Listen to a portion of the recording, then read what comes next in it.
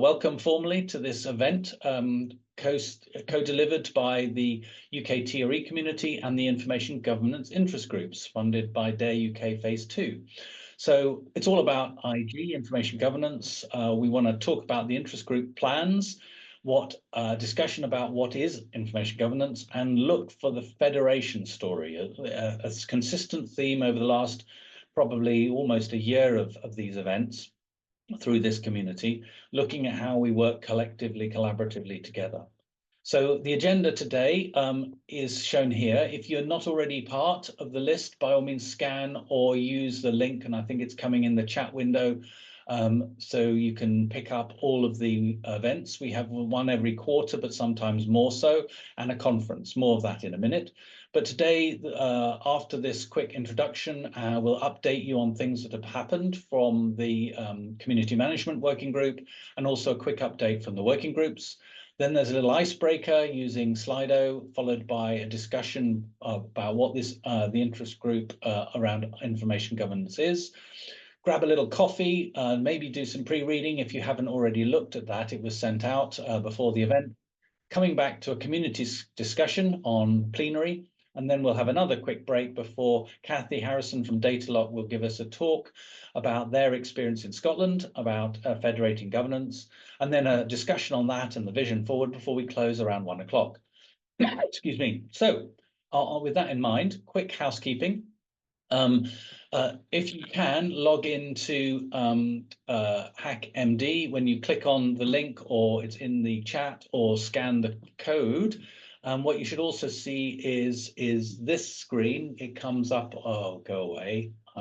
I've got screens coming up over my screen. Could come up like this. Now, when you get it, it'll probably look like this. And you just click the edit button at the top. And by pressing the edit button, you can contribute to the content. So people have already started. You can see you can collect here. Anyone writes their name, affiliation, and anything they else like to do, and it'll come up, and this will help us track who's here. Just pick any line you like down the left-hand side, and it's yours. By all means, add your own notes. If you've thought of something or your key comment, please do. We will also be making notes here. There's also questions. If you've got any thoughts or comments about the whole topic you want to add to the debate, you can do it here. They may or may not be answered. Hopefully we will today, but that's the point where you can add your own inputs to the whole thing. These are all publicly available then, and it provides us a nice record. So if we swap back, the co-chairs are here. Kaz and Simon, David and I and others are all trying to help. We're going to use chat moderatively. There may be Q&As. If you choose either one, we're keeping an eye on it, so please just pop in. Make sure, as you know already, that the whole session is being recorded so we can put it on the YouTube channel. The panel and the Q&As will also be summarized. So if you speak, it'll be made public. We encourage you to. You can keep your cameras off if you don't want your picture shown, and hopefully that makes everyone comfortable. Quick summary of the community. We're here to foster collaboration, to share knowledge, to avoid duplication, looking at best practice towards standardization. We really want a four-nations coordinated collaborative approach to research infrastructure that works with sensitive data. And we want to be driven by community needs, which is one of the reasons why we're running this particular event today. It was one of the things that's often been cited by people in their feedback, like they would like to talk about this and learn more. And it's quite good today. We have about 45% non-IG people and about 55% IG people. So that's a lovely balance. So hopefully everyone has a chance to contribute and learn. And the mission is to do exactly that, to signpost, share knowledge, and facilitate conversations. First of all, quick introduction to a couple of the key things. So here are the co-chairs that I and my colleagues are doing. We wish to share with that Ballant, who has done such a lot for this community through both his co-chairing, but also the support that DARE has given in his coordination activities. He's been an absolute star to help this over the last few years. He's standing down. He's also moving on. and going back to his research interests. So Balint is leaving us, but also David, because of his change of role and country, he's standing down. And David has done such a lot over many years to try and keep this community running and going. He's been an absolute linchpin for it. And thank you, both of you, for all of the work that you have done for this community over the many months and many events that we have put on collectively. So the three of us would very much welcome, the remaining three, Pete, myself, Simon and Madeline, would very much like anyone else who would wish to join. It's a great opportunity to do lots of new things and help and see and collaborate and support your colleagues. Please contact. But thanks, Balint, and thanks, David. So over to what we've been doing over the last quarter. So in February, we were invited to and gave a talk. This is an update from last quarter to the UK Alliance, led out of HDR UK. And we gave a talk, an overview of this activities, but we also focused on the financial sustainability event that had occurred on the 28th of January. And we gave an input as to what our thoughts were. I think that was well received. We also presented, along with all the other community groups, to the Dare UK public event on communities it supported around this area on the 24th.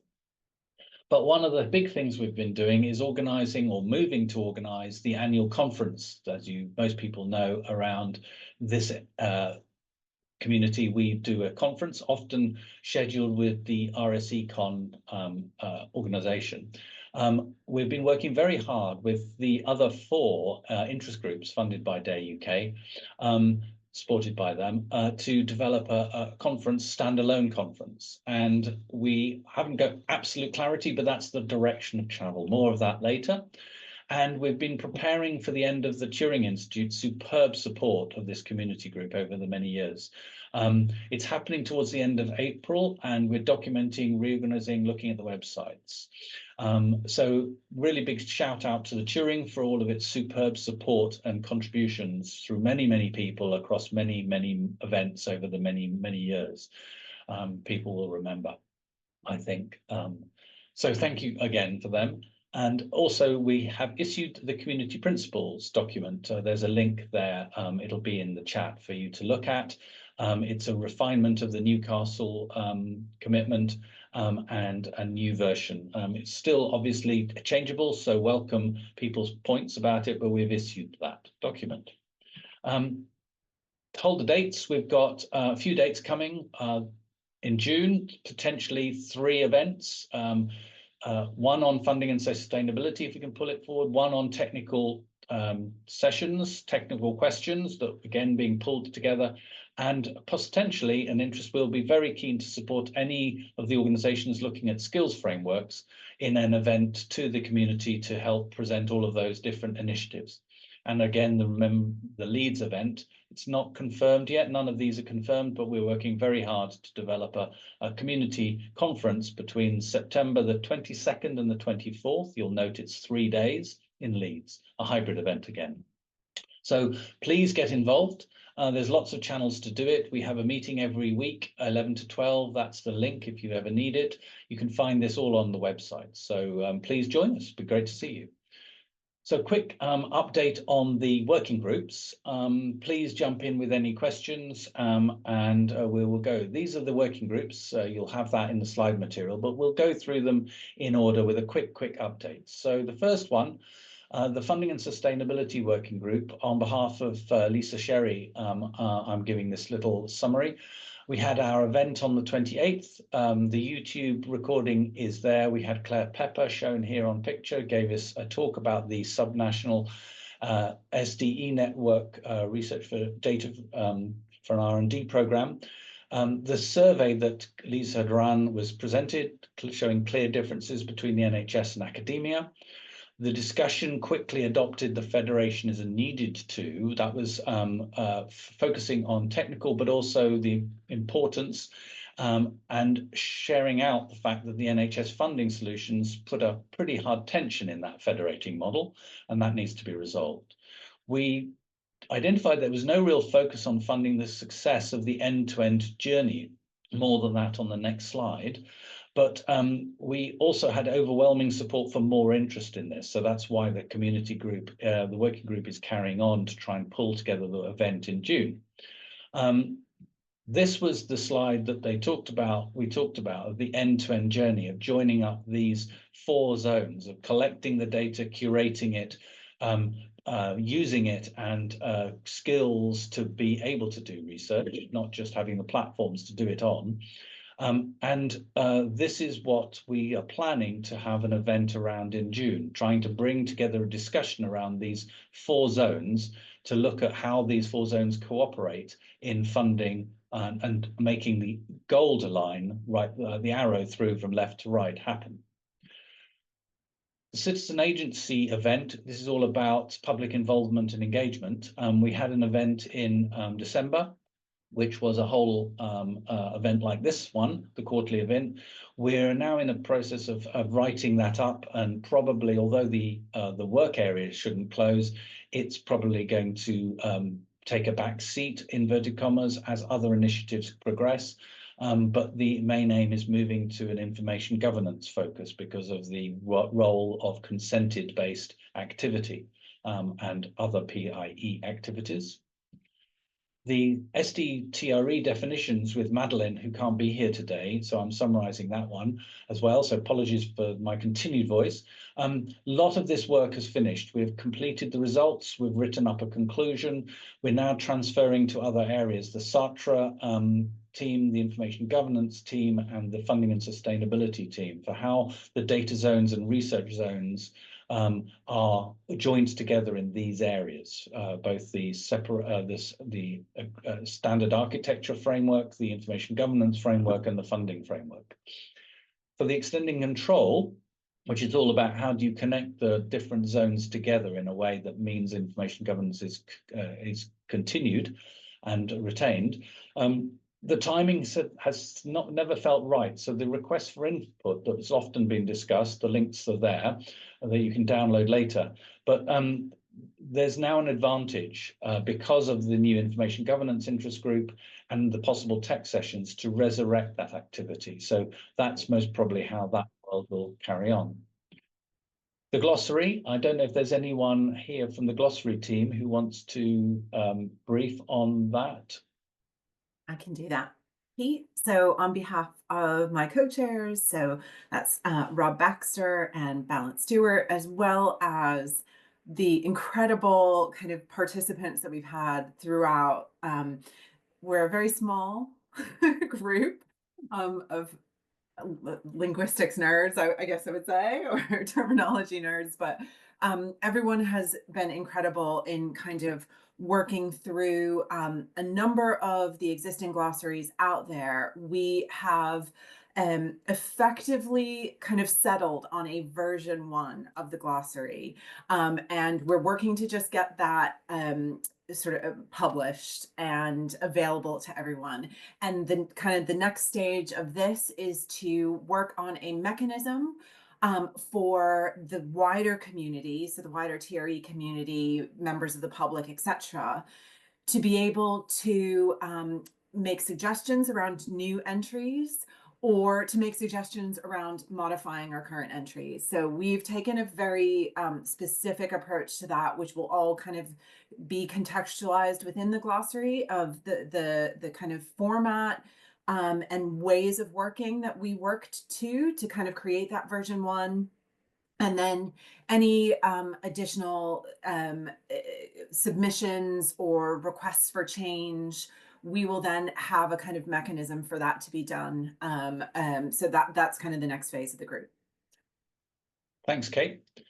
Is there anyone from the Cybersecurity Risks Working Group that wants to give an update?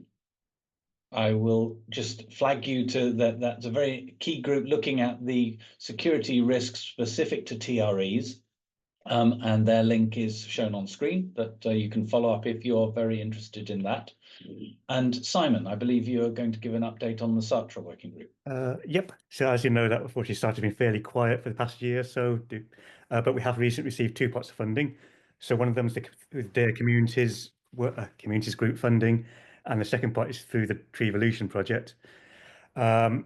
And basically, that's going to restart SATRE. We're going to be looking at creating version 2. So that's incorporating some of the feedback we've received over the past year, plus holding a lot of collaboration cafes. And also, more importantly, look at a long-term sort of governance and accreditation model for SATRE. So what we don't want to do is get to the end of the current funding and everything goes on hold again. As part of this funding, we need to find a way that the community can sustainably manage SATRE. So if you were at the communities webinar a month ago, I said we were going to launch some collaboration cafes. The reason we haven't sorted out dates yet is that we thought it made more sense to organise these cafes as part of the wider TREvolution project. So without going into too much detail, TREvolution is essentially looking at building a federation or demonstrating a federation of TREs in the UK. So there's maybe 5 or 6 other sort of groups all coming together. And what we're hoping to do is have fortnightly collaboration cafes covering SATRE, Federation, technologies, pretty much everything. So those dates will be announced on the UK TRE, STAT mailing lists and anywhere else. Great stuff. Thanks, Simon. We are now going to go into an icebreaker. So thank you. But before we do, is there we have a few minutes in our schedule. I hope that wasn't too rapid a run through of all of the great work that's been happening. But is there anything that anyone would like to raise or in the community would like to talk about or flag to the rest of the community? Hey, there's a comment from Will in the chat about there being a lot of TRE groups, and it would be good to get some clarity around activities and priorities. Yeah, absolutely recognise that and agree. I don't know if Will or Pete, you want to say anything about that? Hello. I get slightly confused every now and then when I get invited to a meeting or hear about a meeting or a group or a new acronym. And I just thought it may be, I don't know if it's this group's job, but a single piece of paper with all the relevant groups, who's hosting them and what their priorities are, whether they're funded or voluntary things, just to keep us all on message with what's going on.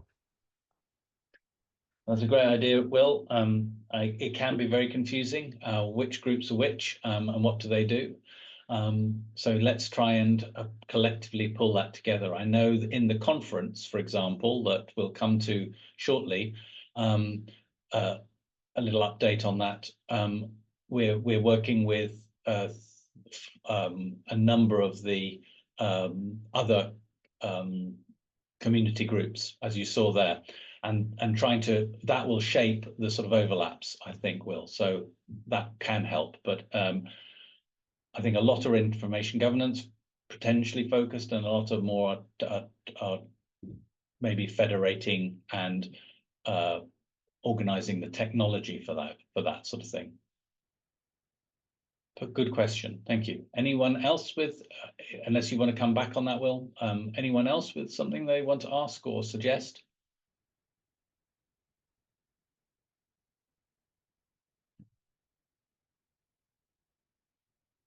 Okay, well, sounds like we should move forward. So let's do so. A chance to break into the information governance zone.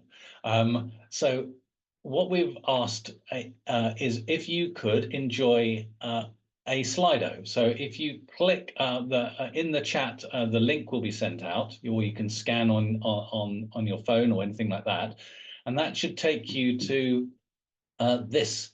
Enter 3 words that you think is telling the world about what you understand to be information governance.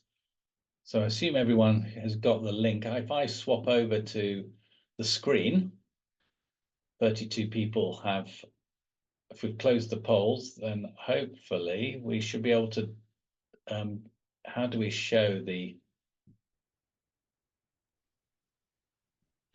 results? Are you doing that behind the scenes, Kaz? I'm just trying to sort something. What I'm going to do is a little bit of a hack. I'm going to clip the screen and put it into the HackMd. Apologies for going slightly rogue here.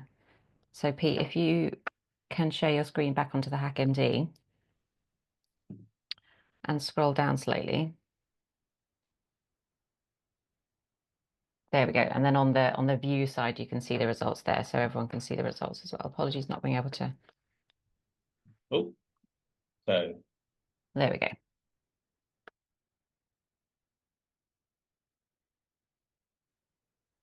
So thank you very much for your input there. I think that shape, we might come back to a little later and see what the shape looks like a little later. That was very good. Thank you so much.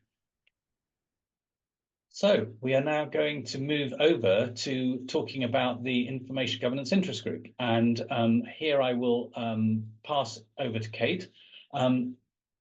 We're coming up towards a little break in about 40 or so minutes. So, or thereabouts. Over to you, Kate. So, hi, everyone. Thank you so much for having us today, and thank you so much for your interest in the topic of information governance. So this group kind of came out of a lot of initiatives that a number of us in the TRE community have been sort of thinking about over the course of the past 2 or 3 years, where a lot of the community was originally sort of initial conversations were around architecture, infrastructure, technology. But then it very quickly became apparent in conversations that information governance and information management and information security were sort of fundamental to all of these conversations too. I sort of found myself, as a TRE manager, kind of regularly saying, it's not the technology, it's the information governance, it's the governance of projects, it's the governance of technology, it's the governance of security that seems to be the kind of hardest thing to kind of to get people to really understand and approach in a kind of consistent way. So out of a huge amount of initiative, in particular from Amy Tilbrook, who has been kind of championing this flag in the community, a number of us kind of came together in the late autumn and early winter and thought, you know what, we actually do need a kind of interest group that is specifically related to the TRE community. In particular, for those of us that deal with information governance in either as a full-time part of our role, or is a part of our role, or influences our role somehow, to kind of come together and form an interest group around this. So next slide. Thanks, Pete. Or Cass. We came together. There are the co-chairs of the group, and then we had a number of people from across different organizations, universities, third sector, public sector, and members of the public that were very, very supportive of us kind of forming this group. So I am at the University of Sheffield. I run, I have two kind of parts to my, well, I have three parts to my role. I run the University of Sheffield Secure Data Services platform, which holds sensitive data from across all disciplines. The other part of my role is facilitating health and social care research, particularly unconsented health and social care research. So we support consented research and consented linked with unconsented research. And then I'm also Associate Director of the Yorkshire and Humber NHS Secure Data Environment. We have Amy Tilbrook, who is at the University of Edinburgh, but soon to be seconded into the HDR UK team. Felix Ritchie from the University of the West of England, and most of you will know him as the kind of lead on the 5 Safes framework. Pete Barnsley from the Francis Crick, who many of you know as well, and also from the TRE community. And we were really pleased to recruit Yvonne Adebola, who is a member of the public, but who has a particular interest in information governance and transparency around information governance from a public perspective. We specifically went down the interest group route because we didn't want to be prescriptive around what our group is kind of looking to kind of produce. We very much wanted this to be a kind of community space for those of us in information governance or interested in information governance, and really kind of have this driven by those of us who have interest. So we'll kind of come on to that in a kind of later slide. But I think the thing for us to really highlight is that we wanted to really kind of have a space and a regular forum and a mechanism to kind of address best practice or good practice from across the community. We wanted this to be about knowledge sharing. We wanted this to be about knowledge gathering. And we wanted this to be a mechanism for those of us in this space to also see where we can kind of develop professionally within the TRE space, but also with our partners that are data controllers or working in other public sector organizations or third sector as well. So next slide. Thank you. So we kind of came at this thinking, do we need an information governance interest group? In one of the earlier TRE community meetings from last year, it was a specific breakout topic. And unequivocally, everyone in that breakout topic said, yes, we do need this. We also kind of in conversations with researchers that we support, you know, kind of had that feedback from researchers that information governance and ethics and everything that this kind of entails is very difficult and challenging for them to negotiate as researchers, and that having this kind of forum to facilitate information governance would really kind of benefit everyone, both working within TREs, working alongside TREs, and then using TREs. I thought about this from the perspective, in some ways, of researchers in particular, when thinking about this presentation, where you know, the conversations kind of have come out of some of the experiences, which is very much where researchers feel like some of the decisions may be inconsistent about the types of research. They might get contradictory decisions when trying to work across different organizations or with different data providers. And I think that those of us in this space too have also kind of had experiences around that, particularly where there's been initiatives to try and federate across organizations, that information governance, information security, information management, research ethics, etc., has kind of met with different, for instance, for the same project has been met with potentially kind of different responses.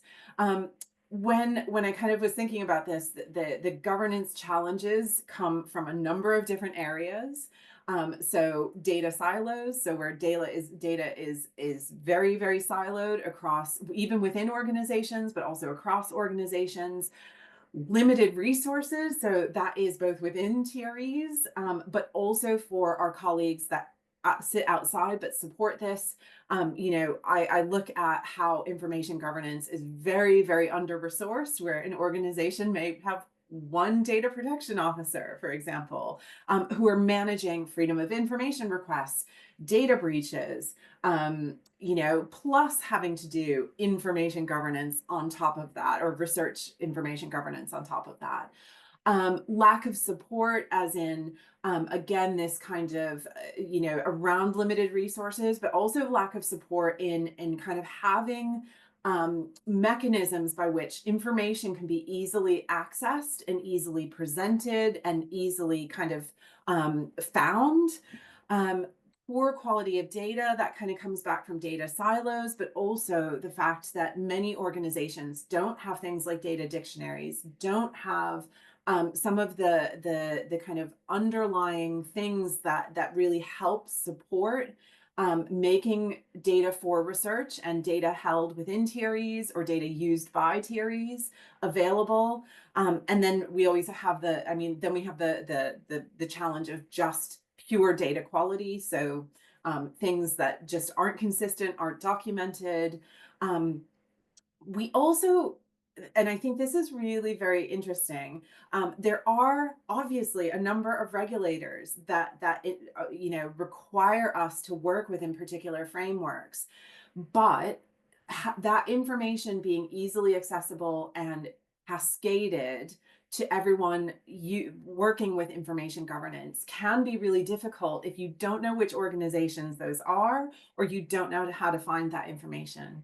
That then leads on to employee awareness and training. So again, it's about that cascading of information, the accessibility and ease of access to that information. And we are, the other thing that is kind of underpinning all of this is when there is a change that's required around information governance or information management, information security, there oftentimes isn't a formal change management process. And we don't know how to effectively communicate how that information is changing and how you can effectively enact change within your organization. So this was a lot of the reason kind of behind why we need this group. And there are so many groups active in the UK, and they are doing such phenomenal work. We have the Pan UK Data Governance, we have the group, we have the Health Research Information Governance group, etc. But if you don't know which groups there are and you don't know how to find them, particularly those who are on like an early career journey here, Health Research Authority, etc., if you don't know how to find those groups, particularly in that kind of early phase of your career, you oftentimes are kind of siloed inadvertently because you just don't know where to go or where that information is signposted. So next slide, please. So we very much set out thinking about what are the key things from those challenges that we wanted to achieve in terms of the interest group. So we wanted to consolidate and distill information that particularly impacts TREs. So a lot of those groups that are out there are obviously much wider than the TRE community or much wider than TREs or secure data environments, things like that. And so we very much thought we need a mechanism to gather that information and to be a kind of source of truth for the UK TRE community, to work across domains, across sectors, and across the specific groups, and a way that we as an interest group can agree on what good practice looks like in our space. We also really wanted to focus on operationalizing these things. So how do you take a framework or a regulation and turn them into standard operating procedures, right? And this is how we have taken that information and translated it into a real world working environment. We wanted to provide a space with curated initiatives and guidance where we can actually improve, clarify, and drive efficiency in information governance, particularly around sensitive data research. So this is around that practical operational advice, doing showcasing of the great work that many of our organizations do on a daily basis, and also kind of come together to say, actually, you know, this is what we think of as good practice, and this is how we can change and develop things within our individual organizations. Fundamentally, we know that federation, again, federation doesn't have like a great definition at this point, but what does federation actually mean in the context of information governance? And thinking about this in terms of organizations coming together with a shared purpose to facilitate, you know, sensitive data research. So how can we do this across the different organizations that also serve as models for how other people can do this? And I'm really looking forward to Kathy's kind of keynote on this and the work that's been happening in Scotland. So these are our main aims, is very much consolidate and distill information, provide a space with curated initiatives and guidance, and to contribute to this kind of wider program of federated approaches to data and infrastructure. So next slide. We have some very specific deliverables as a working group that we worked into the group's goals. So the first thing that we wanted to do was actually create a comprehensive list of cross-sector, cross-domain information governance groups. So, and just maintain an index of all of the different groups that either put out legislation, frameworks, guidance, and support. So right now, we couldn't find that kind of central list. So we will be creating that and maintaining that. We also then wanted to create a single repository of those frameworks, of the guidance, of the legislation, with a searchable index so people can see that and search that index that will link back to those documents. So it is very much a usable resource for the TRE community. We plan to do this actually open source. So again, anybody looking for this information that is interested in sensitive data research will also be able to use it. So it is not just for members of the UK TRE community, it's for the wider public or those people that have interest in sensitive data research. But for us, we wanted that kind of that specific resource to really help those of us in this space and those of us connected to that space to be able to have something usable and like actually tangible to help us with this, with that kind of signposting. We wanted a space for everyone to kind of come together again to showcase best practice, or where there's like a new policy that comes out or some kind of framework that does relate to the trusted research environment but hasn't maybe necessarily been thought of in that way. We wanted a mechanism to be able to take those things on and kind of say, this is how we're going to approach them, and this is how this organization is planning to approach this, and then showcase it to be able to kind of again crowdsource more. One of those kind of challenges that I alluded to in that kind of earlier slide was very much around the frustration that there doesn't always appear to be consistent approaches with information governance. But we thought that this would be a really great way of showcasing great work that's being done within the community with that is actually being operationalized, and then give those opportunities for show and tell and kind of sharing resources so that other organizations can do that. A very specific example right now, in my organization, we have created a kind of AI and ML evaluation mechanism for data access committees to use. Those data access committees will be made of specialists, but also members of the public. And we wanted to kind of create that to be very easily accessible and understood about how we'll evaluate the public benefit of AI and ML kind of research. So whether it's creating AI and ML models or testing and evaluating them. And that is, we realize that we're kind of in the infancy within our organization, but there are other organizations that have done this. And so we're really keen to make sure that that is showcased, and then we can incorporate that good practice into the kind of documentation that we've created. Again, equally, we're happy to share that for other organizations that maybe haven't yet kind of got a working, like an initial working policy around this, particularly where it's designed for data access committees that have members of the public on them. So this is very much what we're hoping to do within the interest group, and then make those resources available and kind of create that kind of showcasing. The other thing that we're really keen to do, and that is fundamental to the interest group, is to do public engagement work.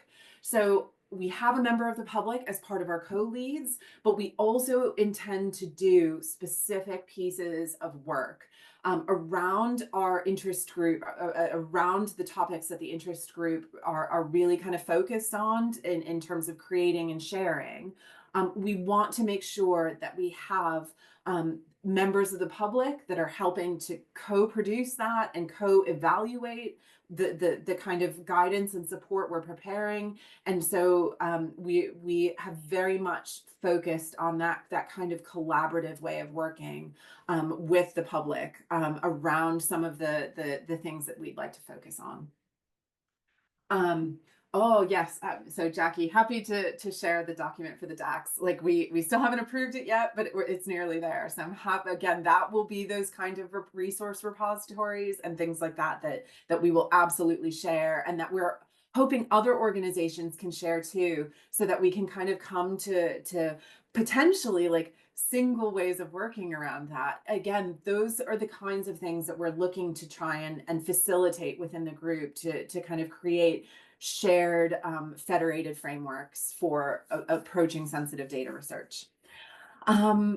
Next slide. So when we were creating our charter, and when we were working with the 30 people that kind of came together and said, yes, we need an information governance interest group, we asked for some initial thoughts around things that that the group would very much like to tackle.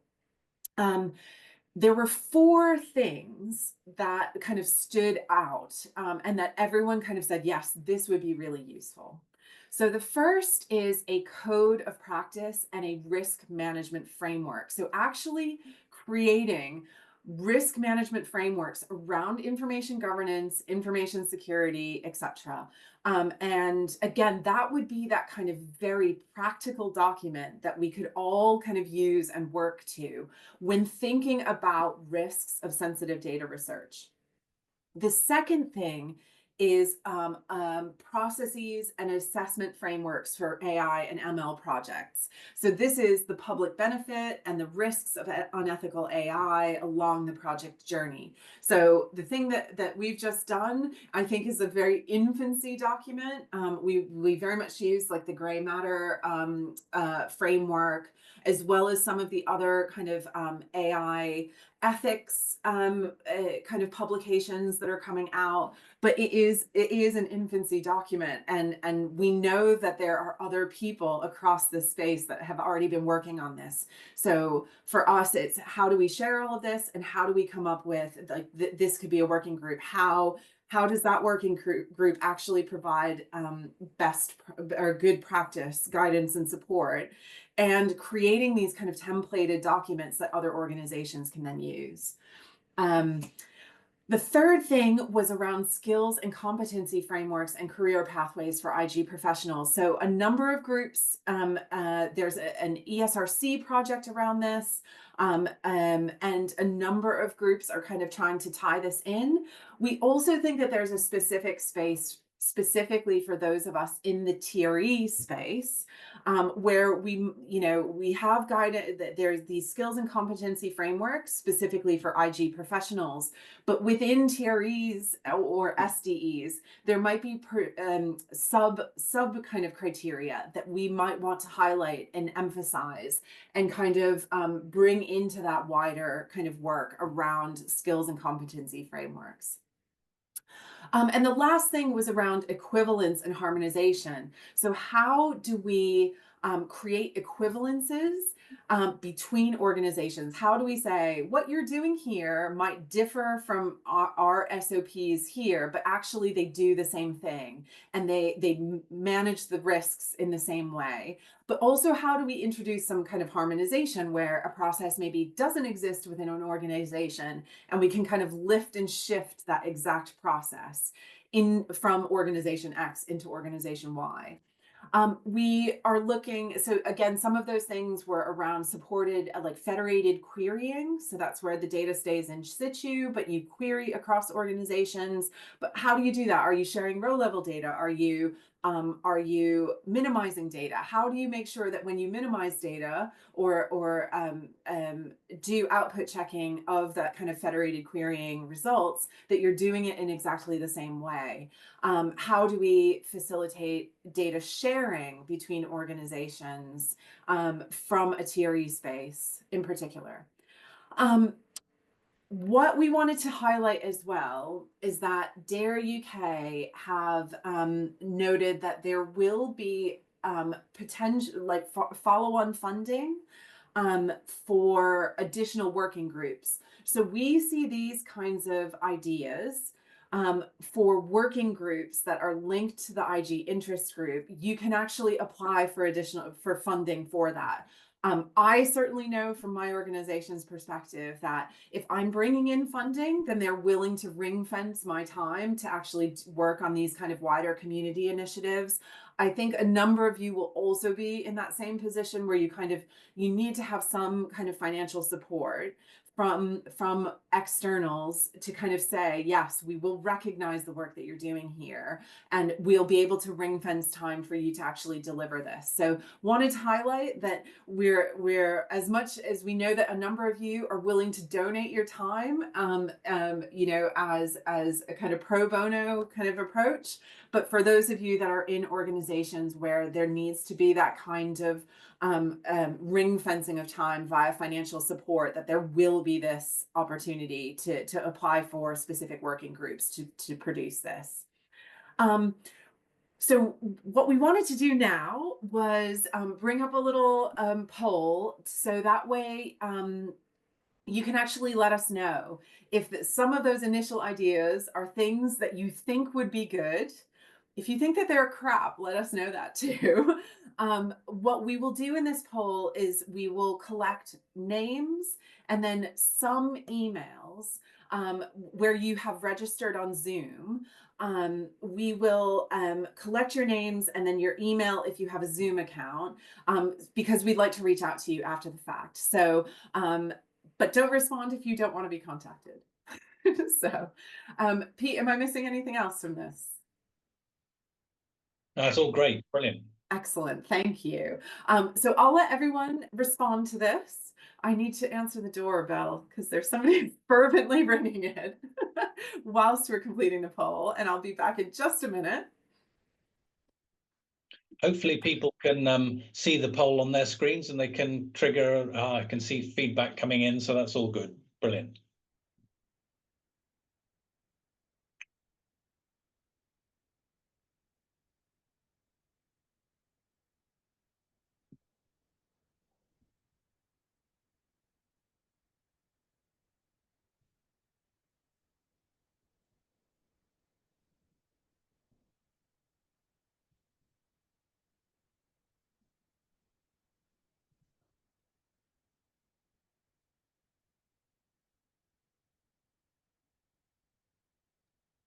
About 75% of people have responded. Oh, that's amazing. No one has said none of the above. Hurrah! You're doing great. Can everyone see my screen, or can you not see the poll's results on my screen? Obviously, I don't think we can see you. You'll be able to see results just yet. I think it's dying down, isn't it? We've got 34 out of 43. So thank you very much for the fabulous, almost 80% response rate. So I think I'll leave it a couple more, because there's still a few more coming in. So maybe Pete, as host, can you end the poll? I can, yes. Okay, I'll leave that for you. So I'm assuming that it looks like it's pretty stable. So let's do that. I will end the poll, if that's good, and let's hopefully share the poll and then share the results. Can people see the results? I cannot see them. I mean, I can see them because I have it open. Yes. Yeah, so I think it's just popped up on everyone's individual screens as well. Amazing. That's what I'm hoping. So the winner, I mean, the most interest seems to be around equivalency and harmonization and supporting federation and data sharing. So I think that that's great, because obviously this is one of the things that we're talking about across the you know, the TRE space, and I think much wider conversations are happening. The next one is processes and assessment frameworks for AI and ML projects. So again, I think most of us are facing this either in early days with researchers coming to us, or what do we do kind of at the end of projects and model kind of egress. So, and then, but Will, you're going to be really pleased that actually 50%, 54% of respondents also said a code of practice and risk management framework. So Will, you have quite a lot of people that are interested in this. I'm very interested in it too. And interesting, 43% actually still said skills and competency framework and career pathways for IG professionals. So I think while that's a little bit less than half of respondents, I think, you know, it's clear that this is something that is of interest, and that potentially could be progressed as well. Next slide, Pete. I think this is my last one, and then you don't have to hear my annoying American accent for much longer. Almost last slide. So our group kind of set out to recruit a lay co-chair, and I'm really pleased that Yvonne is here and is actually going to lead the next section for us after I'm done. We are contracting for support to develop our web presence, so I think we'll be using the TRE community, but we have support from the University of Sheffield to use Google Drive to actually kind of have a repository, store the information, and have that kind of searchable index. We have also worked out and come together with a number of the other interest groups that are being funded by DARE UK, like the IG interest group is, to put together that multi-day conference in September. So this will be the first time the TRE community has its own standalone conference that is across multiple days. We're really excited for that, and we have actually commitment and support from DARE UK to help fund people's travel to attend that conference. So again, we'll be putting out more information around that to make sure that we have this kind of great community presence from our members. We are looking at the kind of PPIE and expert workshops for our specific interests and some of these kind of areas of interest and working groups that might come out of the group. And our outline plan is there. It's already a bit messed up because I've had some contracting issues on Sheffield's side to get the person in to help us start indexing those things, but that is now underway, and hopefully I will get somebody in post in the next few weeks. But we are also kind of looking on that kind of build the doing desk research, building those reference lists and maintaining that repository and index. We'll also be kind of thinking about our workshops that we want to run. These will be online, specifically around particular topics of interest to the group. We're already underway in terms of planning the wider conference in September. And the PIE activities that we'll do will be very much linked to the working groups or subgroups of the IG interest group, and making sure that we are liaising with members of the public. The last thing to kind of probably highlight here is that, actually, maybe that's the next slide. Is we just wanted to say a massive thank you to those of you that were encouraging us to actually form the group, took the time to actually meet with us, feedback on our charter, our initial application, come up with these areas of work for the information governance interest group. If you haven't joined our mailing list, please do. The email address is just there. And the other thing to say is, April is a really tricky time with school holidays and other kinds of things. So we haven't officially kind of scheduled our first IG interest group meeting, but we're looking sort of at the end of April or beginning of May to kind of bring everyone together. So we will advertise that obviously for the IG interest group members via this email address, but we'll also, of course, cross-post to the TRE community mailing list as well. So I think that's it from me. Is that, yes, there we go.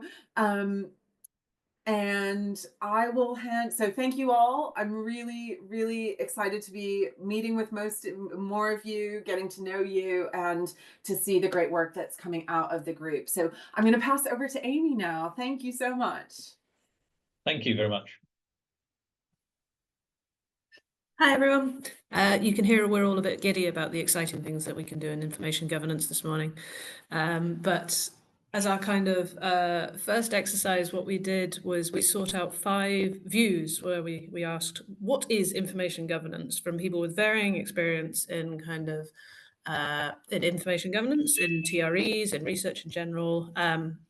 So these are 5 views that come from 5 different places. These are not definitive views, and we thought it would be really interesting to kind of bring them together, have a chat about them, and see if they actually reflect the views of our community. So they're not kind of necessarily to tell you this is what it is and this is the view. We're going to have a discussion around them. They were sent out earlier this week on Monday, but you can download it if you scan this QR code here, or I think we're going to put the link in the chat. But what we're going to do now is Yvonne is going to introduce them, present them so that we can have a quick pre-read of them, and then we're going to have a break where you can either kind of digest them a bit more fully or go and have a coffee and think about other things, and then we're going to come back and have a decent chat around them. So Yvonne, if you're ready, should we talk about the first one? Yes, good morning everyone. So we'll start with view 1 on information governance, where information governance is about maximizing the public benefit from the use of confidential data resources whilst managing risks to individuals and society. It covers the 5 safes, which include the purpose of any data use, data management systems, disclosure control of inputs and outputs, and of course the skills of people handling the data and making decisions around it. Good information governance is effective, efficient, and safe. And the decisions should be evidence-based, default open, so doing unless not possible, instead of not doing unless it is possible, risk managed, and user-centered. On to view 2. Information governance is the main protection against risks, including staff or researchers potentially breaking the law, actual data breaches, such as compromises in patient safety or protecting IP. An example could be the Microsoft system with the NHS, where a lot of patient data was leaked. 3, reputational risks. 4 would be bad research, unethical research, poorly designed studies, etc. Number 5 could include research not happening, balancing the needs of the researcher and representing, informing controllers. So the research not going ahead. And number 6, that's not what we agreed.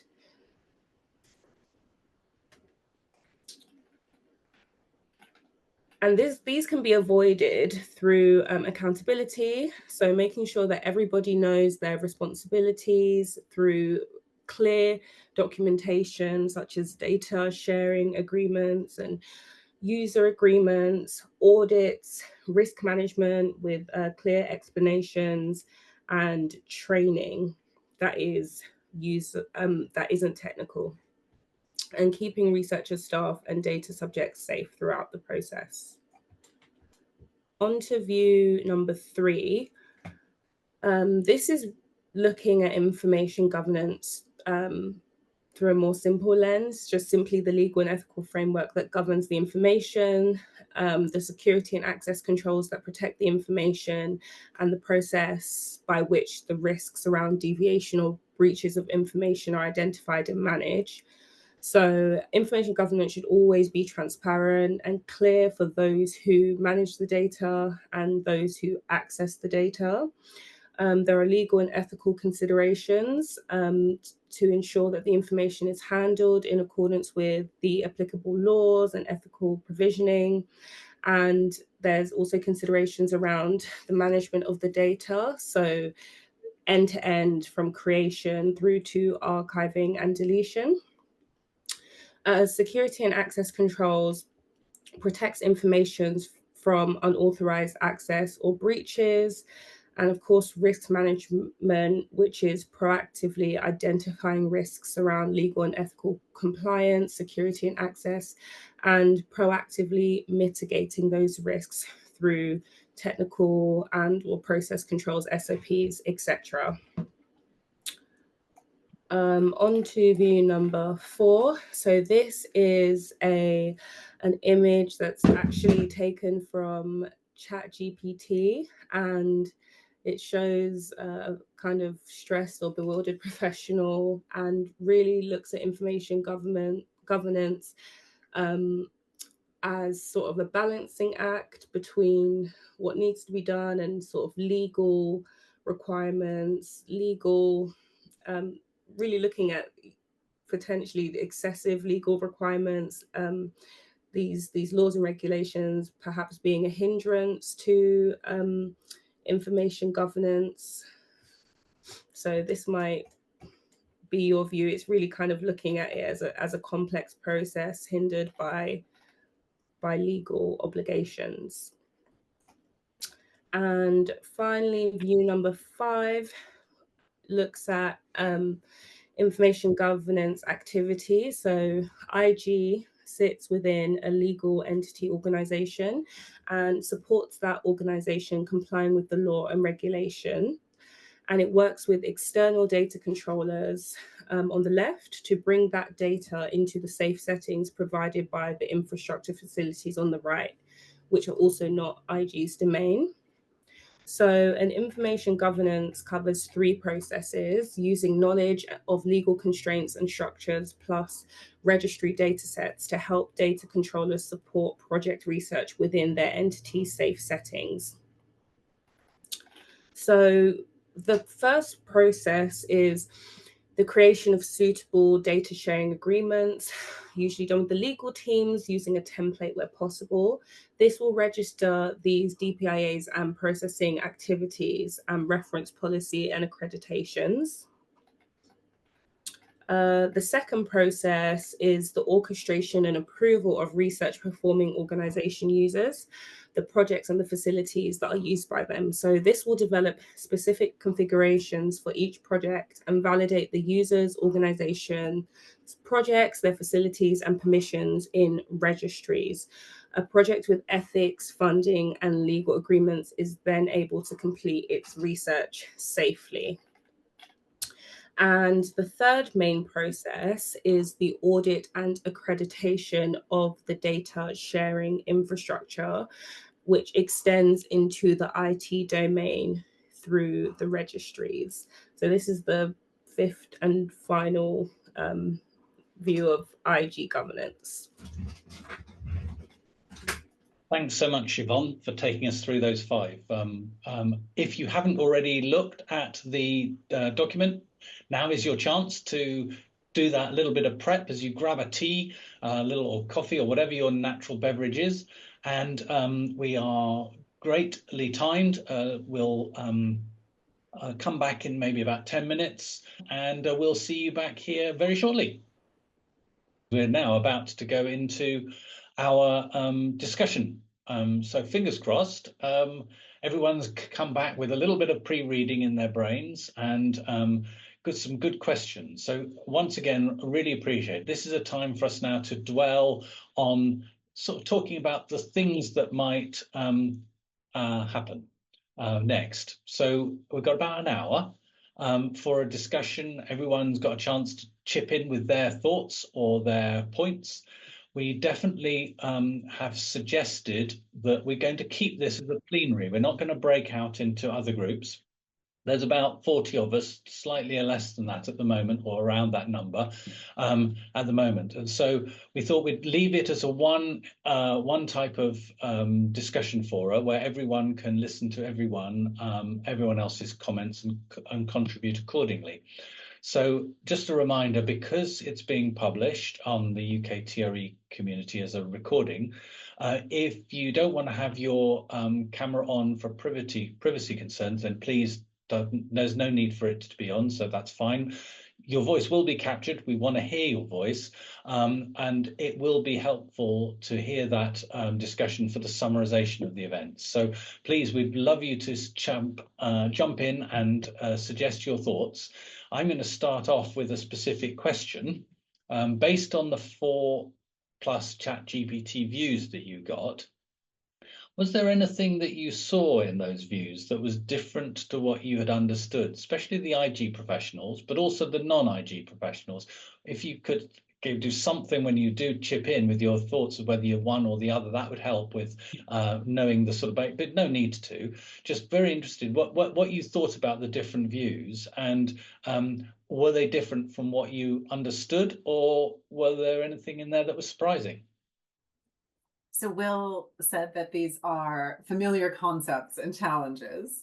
So, so I think that's hopefully that's a good sign that kind of in the approaches that like the 4 views took, you know, a lot of them, there were overlaps, but there were differences. And maybe this comes back to the fact that IG has so many different definitions. I like what you said there, Kate, about overlaps, because I think that's the thing for us to build upon. You know, what are the overlaps that are always there? Will, you've got your hand up. I thought I ought to say something. I think it's about balance, isn't it? It strikes me that IG is primarily around protecting data because there's a lot of legal requirements that are non-negotiable, but at the same time, our job is to try and use it. And that's in essence what IG professionals have been trying to do for years, isn't it? Do the right thing, do something, but with a concern about not doing the wrong thing. And to my mind, there's this sort of lack of helpful and transparent legal precedents to assist those people who are trying to make the right decisions is a barrier. Thanks, Will. I'm going to jump in with voices. Apologies, but we are all equal here. So I'm struck by how we have so many important things that can be done with data. And we have an environment that seems to be talking about using data for all sorts of things at scale. So the government and more widely commercial organizations, not just in the health space, but more broadly. We have recent experience of a situation where data access was paramount and needed. Alan, thanks for putting your hand up. I'll be with you in a sec. And yet we have, it seems to be, we have a scale problem. We don't have scaling, the capacity in IG to move. Kate was talking about scarce resources, difficulties of how do we scale an IG solution so that more work can be done safely with the data that's in existence or could be made in existence. That seems to be a key challenge for me. I'd welcome your feedback, Will, but Alan's got his hand up. Alan, what was your thoughts? Hi there. So I work at the University of Glasgow, more in supplying the infrastructure around TRE and hosting projects, not necessarily wrangling the data as much in itself.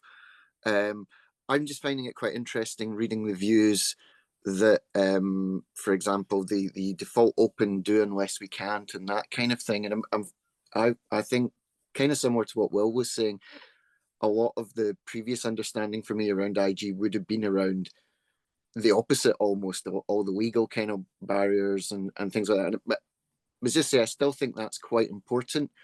Yeah, I'll agree with what Will's just said, especially from an IT tech perspective. And obviously AI and ML has been raised earlier in this session.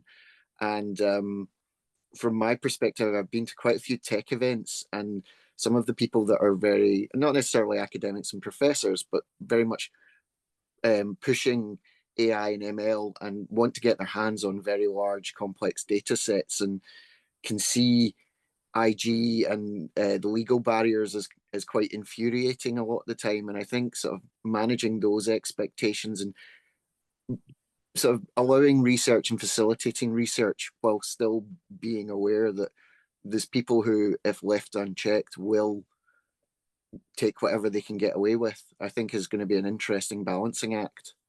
Great points, Alan. Anthony. Hi, Pete. Nice to see you again, and thanks very much for a really interesting discussion. I was just going to say that reading all 5 of those views, I wanted to pick and choose bits from all of them because there was things in each of them that I thought was really, really positive. So I like the idea of having a definition of what good looks like for IG. I think the importance of emphasizing what protections we're trying to give against risks is really good. And I like the talk about transparency and clarity as well. The point, I think it might have been in yours, Pete, about IG being there as an enabler rather than a barrier, I think is really, really important. I see that a lot in my clinical colleagues and researchers who they see as IG almost as a hurdle they've got to get over, rather than a conversation to improve the quality of their work and the research that they're doing. And it would be really nice if we could move the dial on that to it being like that, you know, whilst also recognising the risks that Will and others in the chat have raised as well. For me, I think part of that is making sure that researchers have a core knowledge about IG, and so that they can enter that conversation in a sensible way. Because sometimes I find that there's conversations between an IG expert and a researcher, and the IG expert has a lot of knowledge and the researcher has a lot of knowledge, and somewhere the two need to bring that knowledge together, and they sometimes don't have a shared common language. And I think that the IG individual needs to know more about the data that's being used and the research that's being done, and likewise the researcher needs to know more about what the IG principles were. Even things like knowing the difference between anonymized and pseudonymized data, I think it's not always clear, and researchers have a lot of uncertainty about that. So I think that there's ways of sort of improving the core knowledge of the entire community in that regard. And with that comes responsibility as well. I sometimes sense that our IG lead at my trust feels like they are the sole individual that is responsible for making that decision, and it can feel like quite a burden. And I think that's unfair. I think we need to move to a situation where we've worked collaboratively to make a decision. But that's just my view. Thanks, Anthony. Great points. Amy, you had your hand up. You've taken it down, or did you still want to say something? I can bring it in, yes. There's an interesting conversation going on in the chat about the public expectations of IG or public my initial thought was, what do the public understand by IG? And one of the things that I was thinking about with these views that we put together were that there were overlaps. And I think Kathy said that there were some differences in presentation and ease of understanding, which makes me wonder what the public, whether that's part of some of the public engagement work that we could do around what public understand of IG, and whether that changes. So there's been talk in the chat around the 23andMe bankruptcy. I think if we go back a bit further, Cambridge Analytica stuff a few years ago, I think that gave a real difference or change of opinion around governance of data. And probably during COVID as well, that changed in a different way. So I wonder how much we as professionals consider the views and the changing views, and how we manage that in our in the decision making. But there's lots more going on in the chat that I'm trying to catch up with. Brilliant. Thanks for bringing that in. Anyone in the chat with any of those points that have raised, please, if you feel confident, voice them. Otherwise, if one of us can have a look at them, and as Amy has done, bring it forward into the full plenary to make it available to a wider discussion, people comment on it. I think for me, a voice on the public side, as a set of professionals in the IG community, we need a language that is consistent and common. And I don't know whether that's true. We have that yet. I think Kate's presentation about why we're here as an interest group was telling us that, you know, there are some overlaps, there are some core things, but we don't have a common place to go, or even a common language ourselves, as opposed to the language we use to explain why IG does a great job to protect the public from a variety of things and how its role is positioned in the controlled and secure use of data by people for good purposes. And I think that those two, I guess, is a challenge in how do we scale IG so that it is explainable to everyone in the public, at the same as operating effectively across different organizations, where trust in one organization is made of another. So Anthony, your point about, when you said the responsibility all sits on one person's shoulders, no, it doesn't. It sits on everyone who's involved shoulders to make sure that the right things are done. And I agree with you that it's my observation that scientists, researchers, often it's not because they're horrible people. They just haven't seen that as a purpose that they're tasked to do.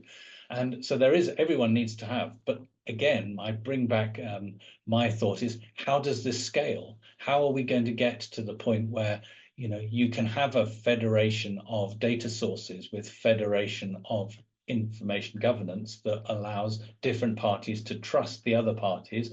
That's got to have a common language, a common structure, a common set of things that describe what IG is and is not. That comes back to the first point that I think Will and Alan were talking about, which was how do we make those cores common? Cass, you had your hand up next, and then Amy, you got another point.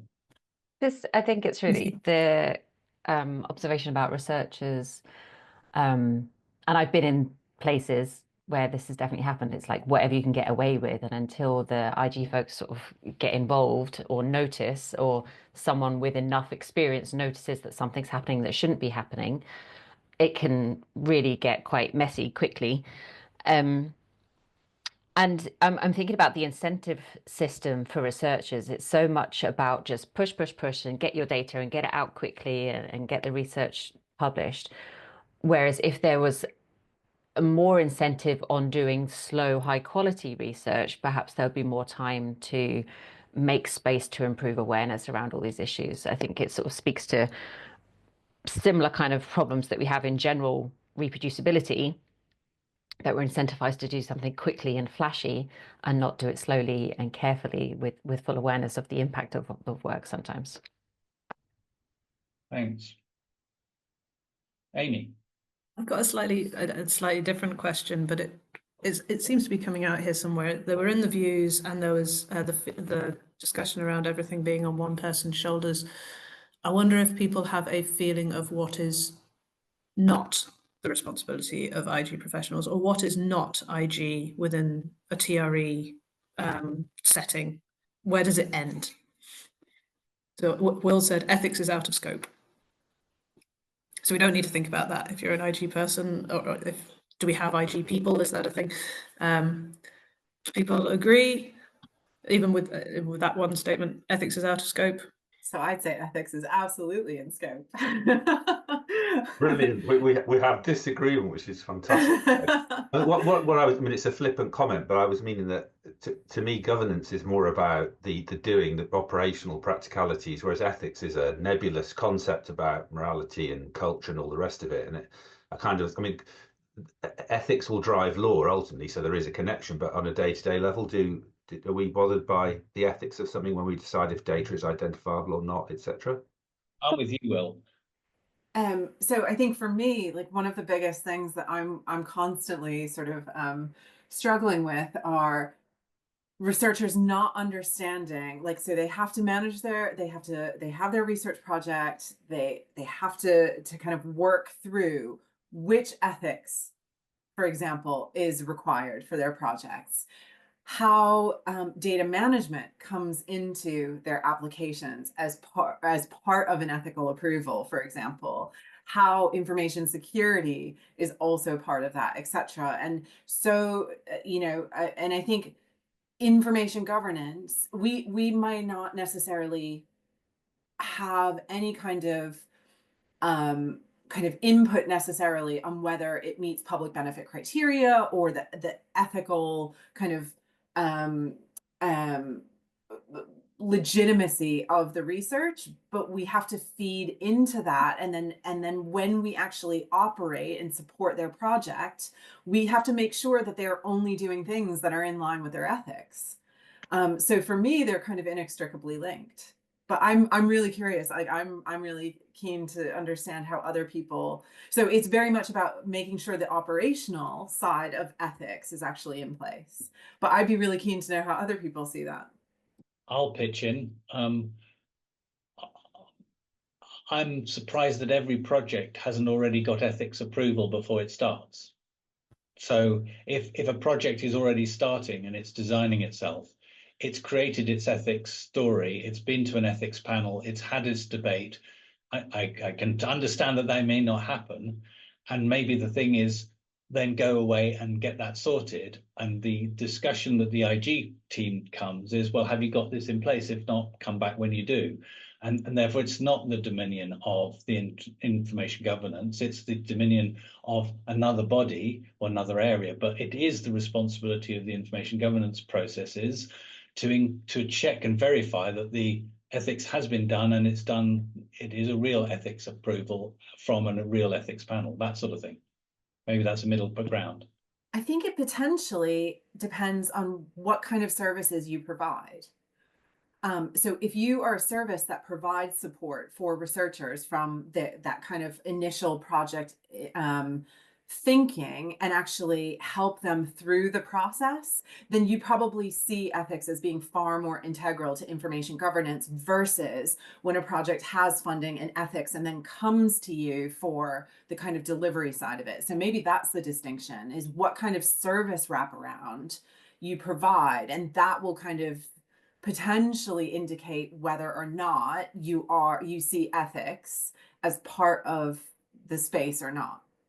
There's a comment in the chat around whether if you consider public benefit to be part of information governance, if there is no public benefit, then is it an ethical project to do? And maybe that's one of the examples of where this could be linked. And Will's just asked, do ethics committees consider information governance? I think that will depend on your ethics committee. So I guess this is a great topic for us to be discussing, because the first thing that was flagged was a good debate. So that's grand. I struggle with the fact that we haven't got that sorted out, given that we've been doing data research for decades on sensitive microdata, and yet we still haven't sorted that bit out. I mean, it's not meant to come across critical. I'm just amazed that we still have this it's not anyone's wrong, it's just there isn't a clear understanding of where ethics stop and start. Is that because different organizations have had to pick up different roles because there wasn't an ethics bod? I think come back to what you were describing, Kate, in your slides, that the limited amount of resources, different organizations have pulled different communities of people together, and therefore they've inherited a different combination of things that they've got coverage of. That's not necessarily, there's nothing wrong with that. It's just we can be clearer about which bits are in scope or out of scope when we're talking about information governance. It's not the team, it's what it is we get done. Maybe that's what we have to do.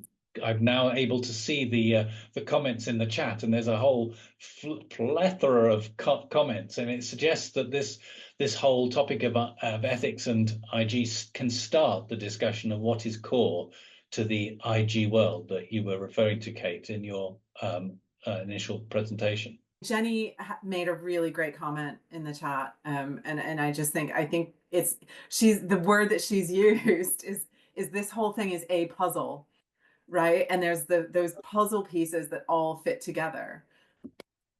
Are there other things that we feel, or there are a debate to have around what is not IG? For example, in that final view, there was 2 lines, wibbly lines, that said outside of the information governance sphere, and one was around legal things. It was linked to laws at the top, or it seemed to be, and one was on the right around technical things around storage of data and user monitoring or something. Yes, there you go. Usage monitoring, TRE processing, data storage and processing, which there's literally the words boundary of information governance responsibility, which I think is not all, well, in my organization, I wouldn't say that I would not be involved in those things or not be asked around decision-making around those things. I'll pipe up just because I did sort of say this before, so I'm involved in hosting, as I've said a few times, so I'll agree with Will. It's absolutely IG, and I think it's just part of what, was it Jenny was saying, it's the puzzle piece. So that's the bit I would be interested in, is from my perspective in IG, other people would be handling the legal aspects of IG, and then we'd all come together. You have Georgina? Hello. Yes, I was thinking in terms of IG, just from the perspective of a TRE. So the decision of who gets access to the data is the data that gets transferred to a TRE does fall under the remit. Even the tooling, so from the data processing perspective, or like the tooling that's used, we're having it where like we want to bring in packages to the TRE, but they need to be scanned from a security perspective. So I guess when you consider the cybersecurity element, I still see that as IG, or like information governance. And then when you consider the purposes and how the data's I guess analyzed, that's based on certain training. Then when you have a look at the output, there's all the statistical disclosure controls, but other things. So I feel like every element of it is, when we look at a TRE, whether it is more related to cybersecurity or data protection. But I suppose, if we say that all those pieces are part of the puzzle, I think every step of a TRE is under the remit of information governance. I think that was a very useful clarification that, well, a word that I heard, maybe I heard wrongly, Georgina, and also what Alan and I guess Will was saying. It's not that there is that any data sharing or processing or storage is not something that has to be considered, because quite clearly that's true.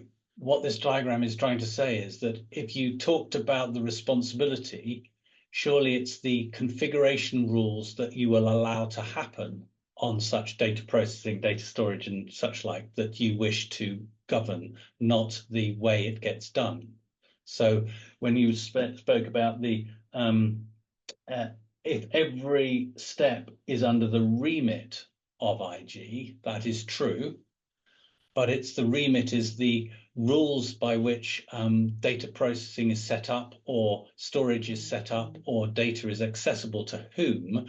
And that's what that blue box, inverted commas, that is just to the right before the arrow that deploys, just to the left, sorry, that there must be sets of configurations, a bit like that, those risk type of frameworks that would say, well, for this project, deploy type A of risk onto the resources, or approve only Bob and Fred and Janet into this, or whatever. Is it that we're referring to? It's not that it's not part of the solution, because what I'm looking for is something that describes the where an IG skill set needs to understand and where the process stops and triggers someone else to do something else. Otherwise, everything is in scope, and therefore IG equals doing research. And that's clearly not helpful. So of course, these are things that are true, that data processing, data storage is obviously of complete relevance, but that is the dominion of the technical deployment platform, which has been configured to do certain things and only certain things, not anything. And the people who control and decide and approve what configuration is deployed are involved in the information governance discussion. That can include the technical professionals, it can include the ethical people, it can include whoever, but it's the IG expert controllers, for want of a better word, that are agreeing the balance that we've talked about. Yeah, and maybe just relating to that, I think it might be because when you work, I guess, more in a product mindset, or like you're iterating, then it isn't just defining it up front. Like if, for example, we like at our Future Health, we're expanding the capabilities of a TRE. So you start off with the basics, and then you might allow people to install packages, whereas initially you only have a set number that you allow. And so then you have to create capability to do that, which involves information governance, not just sign off, but like expertise. And then when we think about, at the moment, we don't allow the export of AI models or actually any scripts because that's a risk. But then you need those IG teams. So I suppose with this model, it's saying if you could define everything up front, then it's for other people to implement it. But I think in reality, with building TREs, they are iterative. You end up breaking out like airlock into one element, or like the output scanning into one element, the like installing of packages, the like if you now release a new data set, you need to potentially do a re-identification risk again. So it's like, it's not like it's done up front. I feel like there's quite a lot of, if you're iterating, then you actively are required to contribute to the development of the TRE. Great discussion. Yeah. More thoughts? I know I can see that there's lots of Simon. Yeah, I'll go then. Yes, I just started an interesting conversation, I think, with Will about like ultimately who has ultimate responsibility within a TRE. So I think one of the Will's suggestion, which I kind of agree with, is that, or I kind of think Will would agree with me, that IG is ultimately responsible within a TRE then for ensuring all checks have been completed, whether that's ethical checks or anything else. So far we've mostly discussed about what IG does, but then potentially we want to say what checks should, well, if IG is responsible, what checks should IG be ensuring have been done, regardless of whether it's actually IG who does those checks or delegates them. So we had so I guess ethics will be one of them, but then is there anything else? And is that a way to define the ultimate role of what IG is? Okay, so ask the question, what is still outside? We've talked about the left. I've moved the diagram because I didn't want to put it back, leave it up on there, but we can go to any of the slides requested by all means. But on that diagram, there was a left-hand side, and we talked a bit about technology, and it prompted another debate. There was a top line that says the law and legal things are clearly out of scope.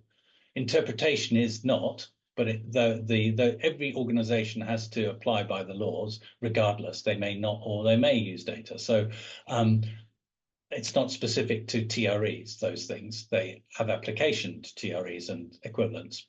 So those are outside. They have to implement and abide by the law for every organization. Is that a something that would be yes or no? Okay, quite clearly not. If there are no other topics about what is not in the purview of information governance, I've got another question I'd like to pitch in and change the topic somewhat slightly. No, I was going to say, someone said funding is out in the chat. Okay, so how does that work? I think all I meant from that, Pete, is just as far as IG goes, whether someone pays or doesn't pay is I think out of scope, is it not? You only really get involved when somebody says, well, if it gets funded or when it gets funded, we do something. Got you. So it's like, do you mean if I come to an IG community and I've got budget and it's all a paid for activity, or if I come to it without any budget and it's not paid for, it's not part of a grant, the IG process is the same. It's not relevant. Is that what you're meaning? Or is it that organizing funding for a project or evaluating the funding that a project has to confirm that it's got enough budget to do what it's trying to do in the right way? Is that what you mean? Or anything else? I think from the point of view of an IG person in a university or wherever, I don't think your job is to decide on money. You might input into how much money you need to affect controls, etc. But fundamentally, the funding decision is not yours. That said, it's entirely possible that funders have an IG person, checking that things add up, I suppose. I can't see how we would get a world of good data use lots of results in a safe way if we don't have a joined up funding world. But that's a totally different meeting. So I agree with you, I think, on what you said, Will. So next question topic, if that's okay. If we were collectively wishing to have to develop a self-consistent common model for the core of information governance, what's stopping us from getting there? What's maybe special that maybe would make this not possible about information governance? What's possible? And Adele, hi, over to you. Hi, yeah, I think one of the problems I see, which I think came up in the conversation earlier as well, is that like IG isn't strictly defined at all. And I think that makes it very hard to implement anything that's kind of, well, cross-cutting or cross fields, or will be kind of put in place in a standard way. Because like I see it that like IG is kind of a continuously kind of growing field in the last few years, especially. And I think since COVID kind of took off, we are seeing more and more kind of research taking place in innovative technologies. And some of the problems there are the law mightn't be kind of caught up with kind of how we're doing science anymore. So in terms of like a lot of the law is still taken to place traditional, I'd say, data dissemination in terms of like sending data in a spreadsheet or doing it in those kind of views. And laws are changing, but I think we need to kind of keep up with those. So yeah, I think that's one of the problems, is it's woolly. And just kind of to get into it in a few other points on the earlier kind of conversations, is I would see kind of like good information governance is about kind of like safe and efficient access to data science. And I think as this field is growing, it's growing more and more. I would see a lot of that encompassing, yes, the 5 safes, but kind of like wider principles as well about like public benefit, transparency, having kind of like appropriate public engagement and involvement like involved. And I think the more the field grows, the more it's kind of relevant to like each part of kind of, I don't know, the TRE journey or like the journey of the data. It's not necessarily that IG is responsible for it, but it's kind of like an inputter into lots of it, from like data collection to data output. There will be IG views that need to be taken into account. But then, and sorry, I feel like I'm just continuously adding more like problems rather than solutions, is that all of these will change in terms of like, you might have a process set up for like TRE A and everything's working really, really well. And then you set up TRE B and you want to copy it exactly, but you're using slightly different data types, or you're doing a new type of data linkage. And then that kind of changes all of the kind of risk portfolios and everything involved. And I think that's why it's very hard to get standardization, because it all depends on the data as well. And then my last point, I really liked the conversation earlier about communication between various parties, because I think that is like such a big problem, in that like you'll have lots of like scientists who are doing really, really good work and they know what they're doing. And then say you have a lot of legal professionals or IG professionals or information security professionals, and they know what they're doing, but they're kind of both experts within their own fields. And it is a lack of understanding, I think, on all parts, in terms of like, I sometimes think that I don't understand enough of the science, so then it's hard for me to advise. And then I sometimes think that other people don't like understand enough about maybe the laws and the compliance measures. It's hard for them to understand my point of view. So yeah, thanks. Thanks so much for that. Great. Yes, we had another diametric sort of combined as researchers and IG people, and now you're bringing in researchers and legal people, and I think it was that. But yeah, that makes total sense. Anything else that's stopping us from harmonizing, apart from it being too woolly and these things? Has there been lots of discussion in the chat that I've not been able to follow? If we were to have a query, a question, a poll right now, and said, do people believe that we could, within a year or so, develop a model that allowed us to understand what we might be moving towards? What we wish to harmonize across all the IG communities in which we don't? Do you think that is doable or not an interest? We had that working theme, which was one of the questions was, what was it? If I bring it up, I think can people see my screen with the information governance working areas come up? Yes, we can see that.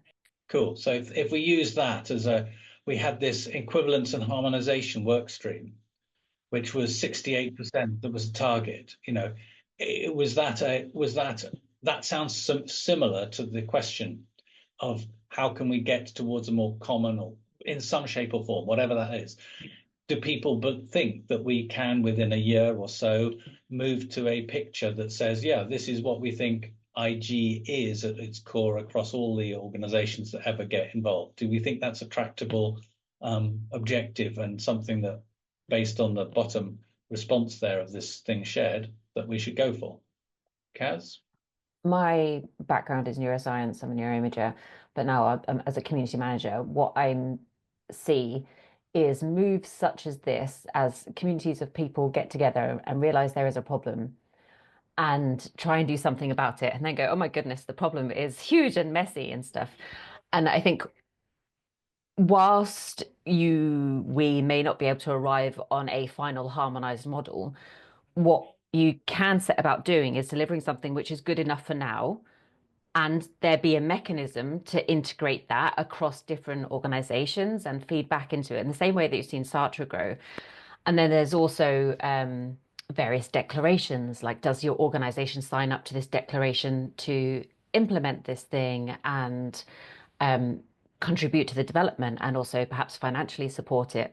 And I think these kind of big, messy problems may not ever be finally solved, but as long as we all agree to be working towards a solution which can be operationalized and react to developments in the community or in, you know, legal stuff or anything, I think it is possible, as long as, to Kate's point at the beginning, that there is funding and a prioritization of this from the people who pay us and the people that decide what we're allowed to work on. It's that, again, I think this was Kate's point, that it's not, the technical solutions are not the hard bit.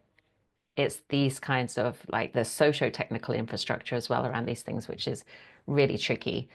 And groups like this are a perfect place to do that. And it's, how do we make it possible for this work to happen? Thank you.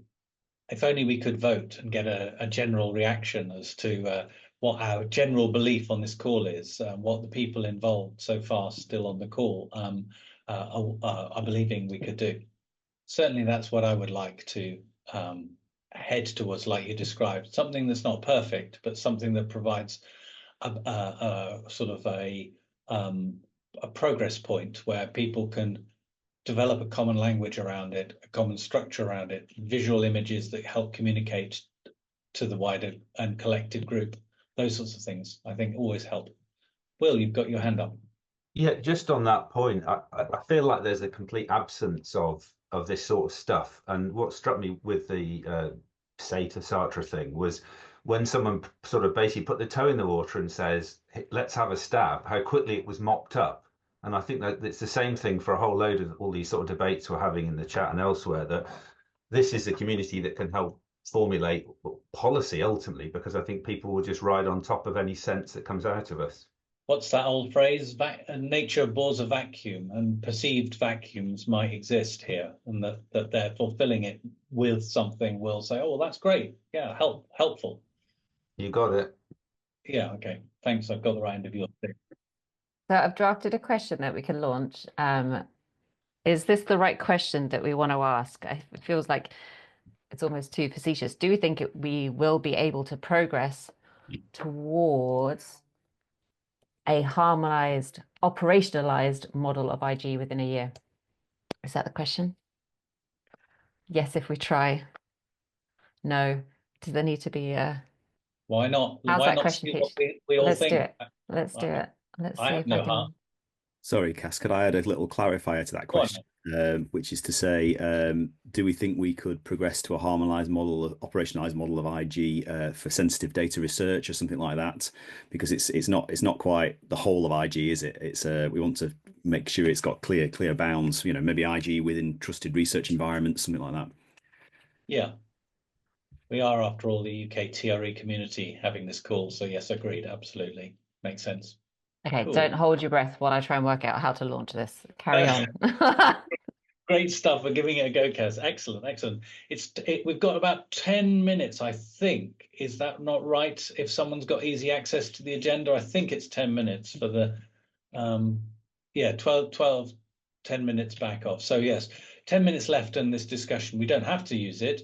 It's been a very, I don't know how long the chat is, but it seems to be enormous. I haven't been able to keep, oh, well done. Yes. I can't answer it, but everyone else can, I think. Any more wanting to vote? Okay, I guess we've had enough time to read and think. We've had 22 responses out of the 34 still on the call. There would be more responses, I think, because I don't suppose, Cass, you can vote or I can vote, and maybe Amy can't vote and things either. So there'd be more answers. We can add those too, but 15, so 65% yes, 35% no. So general progress can be made. Someone got a copy of that as an image. I don't know how we download the results or whether I think we get them at the end. We can get the responses. Yeah, Thank they'll be you. saved. I've also put the results in the HackMd as well. Oh, brilliant. Thanks, Cass. Brilliant work. So that addressed one of the topics that we were looking at. We had another topic, which was the risk management and code of practice framework and the processes for AI/ML. These are two other total different topics that came out. One is very specific to the machine learning type world, covers whereas the code of practice risk management sounds more connected to what we've been talking about. So that's why I was going to suggest that one. Maybe, is there anything people want to say about the code of practice risk management framework? To me, that feels like this type of pattern here, where my mouse is moving on the blue diagram. That's what I was meaning. That you'd have a certain set of patterns that would be deployable, but maybe others have got other views of what that looks like. So I'm going to go back to this image. Hopefully that's sharing again. So I'm looking at the code of practice risk management framework. What about that area? Well, yeah, this is my little hobby horse, and I know some others too. It feels to me like this is one area where we could objectify the soup a lot better. There's already stuff, floating around on this, that great paper from the Turing lot years ago, and progress since to sort of quantify risk and to apportion controls based on that risk. And I think this has the biggest potential for, if we can get agreement on it, to provide us with some clarity, which could help everybody do. 90% of IG seems to be working out whether data is anonymous or not, and if it isn't, then we need to do a whole load of stuff about the law. And if we could sort of clarify that, I think it would just save so much pain and time and money. Yes, Will. And I think, looking outside for a minute, there seems to be an appetite within the wider community of looking at this again. When you hear some of the words that Wes Streeting and others talk about, there seems to be what do we need to do at a big policy governance law level even. So maybe it's a good time for this discussion to be had to give some input to policymakers to say, what about, and especially the ICO and others. Your view? Yes. It was interesting. Obviously, we have all these concepts of risk, and then COVID comes along, we think we're going to die, and then that risk balance changes dramatically. Yes. And I think that's kind of tweaked us all a bit around becoming too introverted. Certainly for me, the navel gazing that goes on in IG is important, no doubt. But there's also the diseases and the other things that are trying to sort of come and get us. And I think it's incumbent on us, just to do better at this. And everyone's sort of going around in circles. Is it or is it not identifiable? What does it matter if it's in a TRE or on a memory stick or something? We could definitely do more with this. So, in the last few minutes, I'd certainly think that I would say that that's a thing that we should go for. I'm very interested in joining that sort of discussion personally. Anyone else that's come up on the chat and such like?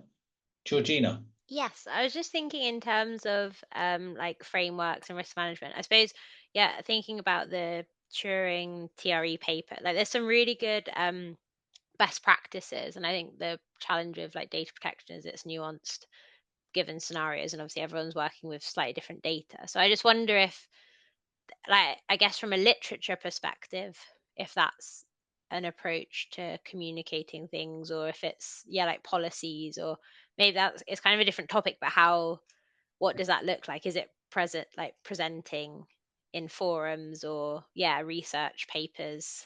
Because I don't know, from a, we are looking at like internal TRE type things, and it's been great to read the literature for best practices, what works, and apply that. So I don't know whether that's like part of the discussion of frameworks, is maybe also how is it communicated, or what work. Like, I guess it's more the best practices, so it's not mandatory, but it's guidance. I think you're right, Georgina. If I've understood your question, please correct the wrong end of the stick if I've got it. But it is that what I think Will's comment and the suggestion on that thing was about this code of practice risk management framework. If we could create something like that, it would become best practice. It would synthesize or add to whatever exists now. It would become a document that we would have as a reference that we collectively had rough consensus over, and therefore become, if you like, a best practice guide. Is that what you meant, or have I misinterpreted what you meant? And no, I suppose it's maybe more the question of, does best practice already exist, and it just needs a few people to write a few papers, and or is it that, like, is it already in the existing landscape and it just needs to be communicated, either at forums, or is it that it's like none of this exists and we need to curate it as a group? But I feel like maybe it's the former, just because I guess from a research perspective, like reading literature is quite a normal way of getting information. Maybe more in tech world it's less. But so does stuff exist? Can it be published? And then we've got like a baseline. that very much sounds like what Kate was talking about in her intro to the whole of this interest group, which was to curate materials in a shape or way that could be a white paper type document that provided links out to all of the literature, as you referred to it, all those academic papers or discussion groups that gave a rationale behind this picture that was being presented by this white paper. So that could be a collective objective, and then that white paper is one place you go to that allows you easy access to all of the relevant detail, but also gives you the synopsis of what a good best practice model would look like, whatever that. Because I think that as people said, there aren't that many places that seem to have had a good discussion as to what do we mean by anonymized data or identifiable data or whatever. There's masses of research in it, but I think you could go to a lot of places and get slightly different views, as evidenced by no one really understands. So giving some viewpoint. I'm conscious we've run out of time, and that's me ending the discussion. That's any further comments? We've not run out of time. We've still got time, but any further comments that people wanted to add? Yeah, I'm scrolling down. Lots of comments from a few people. So wonderful. Thank you so much for the inputs. We'll be able to use this. What I suggest is, given that we are here and no one's leapt forward, thank you so much for those inputs. Hopefully, so far, everyone's having a grand time, but maybe we deserve another break. That's certainly what's scheduled before Kathy gives us a hugely insightful, I suspect, vista into the Scottish world of federating governance. So could people go and gather themselves, get a little break, and then back for 12, please? I know that's 9 minutes, but let's see if we can keep to time. Thank you so much. Well, I think we'll start. It's just a minute past. We are very grateful for Kathy Harrison to come and join. I think, Amy, you're introducing.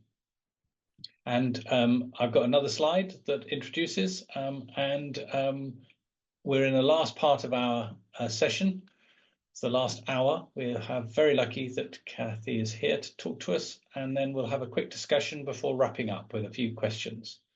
I don't think Kathy needs much more introduction than that, Pete. Do you want to just stop sharing so Kathy can take over? So yes, a really interesting discussion today, and I don't want to repeat things, so forgive me if there's a little bit of that, because I think a lot of what we've been doing is relevant to the discussion.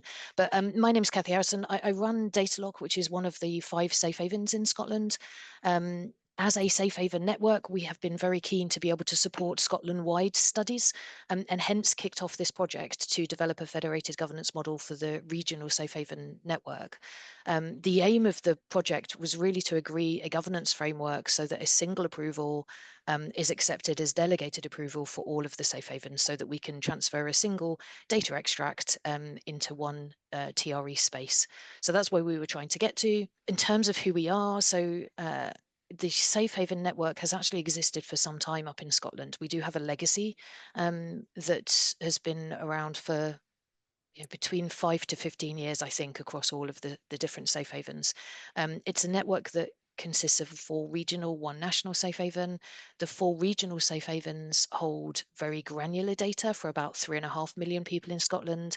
The national safe haven holds high-level population data and census data for 5 million people in Scotland. So combining national and regional data together would give us the breadth and depth of data that we think researchers are really looking for. We already have a safe haven charter up in Scotland that has been defined with Scottish Government, published by Scottish Government, that sets some expectations about how the safe havens work. And what that has meant is that we have a legacy that is based on, for example, the 5 safes. That is based on ISO 27001 expectations. So we already have some of the kind of foundation points in place effectively. The Federated Governance project has focused specifically on the regional safe havens. So the bits highlighted in pink are the health boards that the regional safe havens have relationships with and support data access for. Those relationships have been built very organically over time with those health boards. They effectively represent relationships that are based on trust, where they have co-created between a health board and a safe haven a governance model that is appropriate to that particular health board.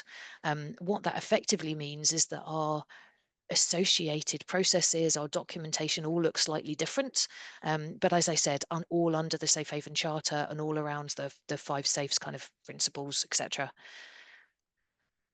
So what did we want to do when it came to federated governance? Really what we're trying to do is agree governance terms centrally that apply to all of the safe havens for data access, but that the local domains, the local safe havens, have the autonomy to apply those terms locally.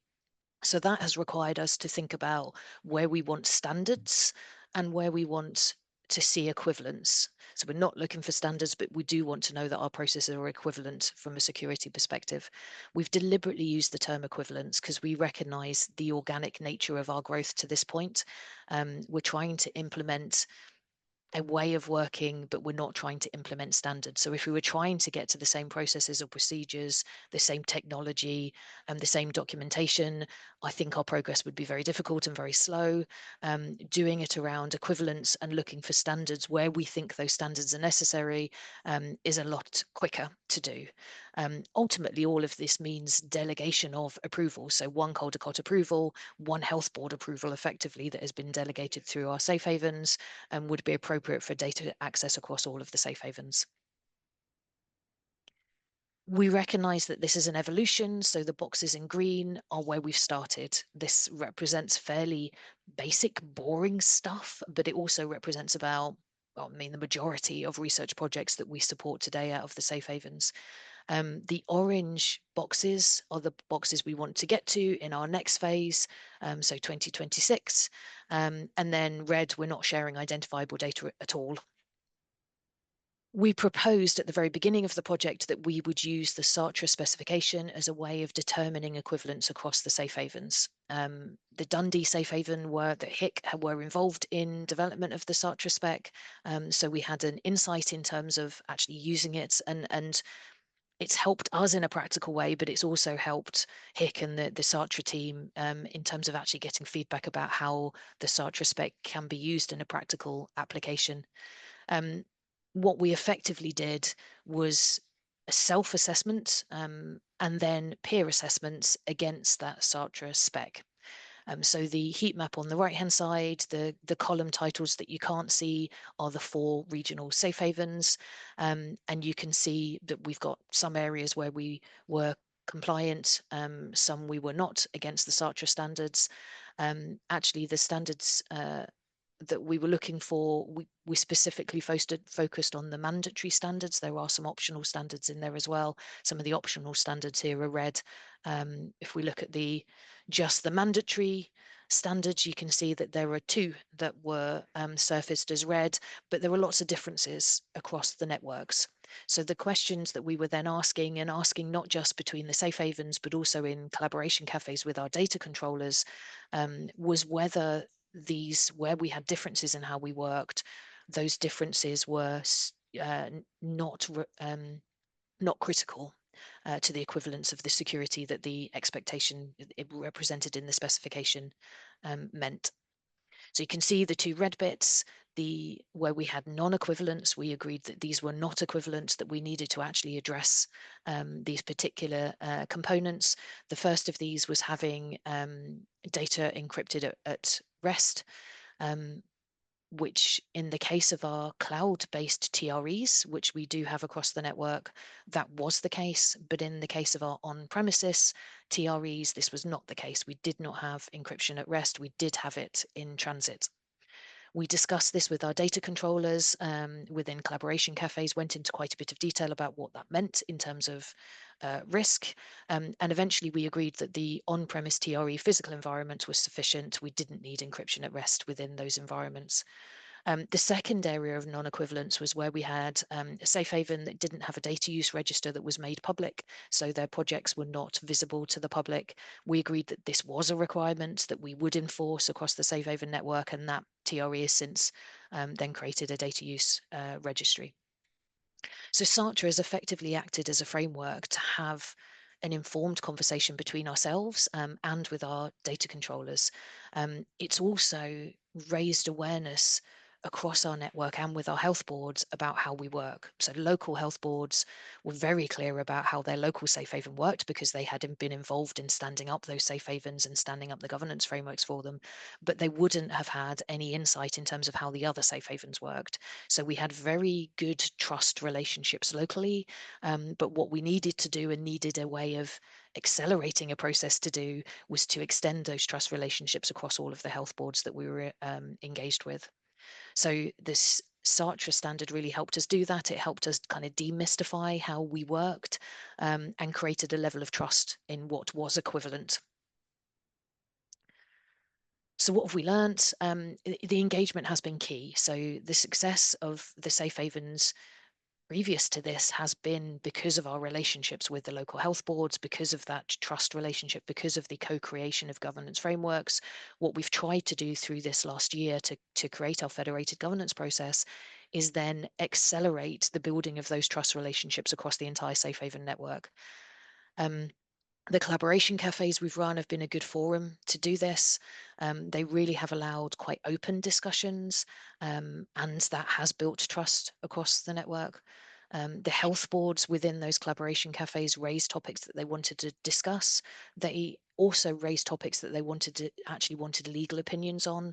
The main one of those being how liabilities were retained through this process. And that meant we could go out and get a formal legal opinion when the health boards requested it. We also explored public views in parallel with this, working with Research Data Scotland, who have funded the work, to understand what the public perceptions were of data sharing. And that meant we could engage with those public perceptions with our health boards and vice versa. The SATRE, I've talked about the SATRE being a useful standard to do this. I think the idea of equivalence has been very helpful, and the concept of equivalence versus standards has been very helpful in the discussions that we've had. That doesn't mean we won't be standardizing more of how we work over time. Opening our doors to each other through the peer assessments has allowed us to see where there is best practice happening across the safe haven network. So we are very likely to pick those areas of best practice and actually start to standardize increasingly over time. We have found it challenging to find the right people to talk to within our own operational organisations because the safe havens are structured differently. Responsibilities look very different within those safe havens. We all have different operating models, so finding the right person to talk to has been tricky. But I think has really helped us identify where we want to actually go beyond actually the stand-up of the federated governance model. So what's next? We've finished the federated governance agreement. We've got agreement from our health boards to work now on proof of concept projects, which is what we'll be doing this year.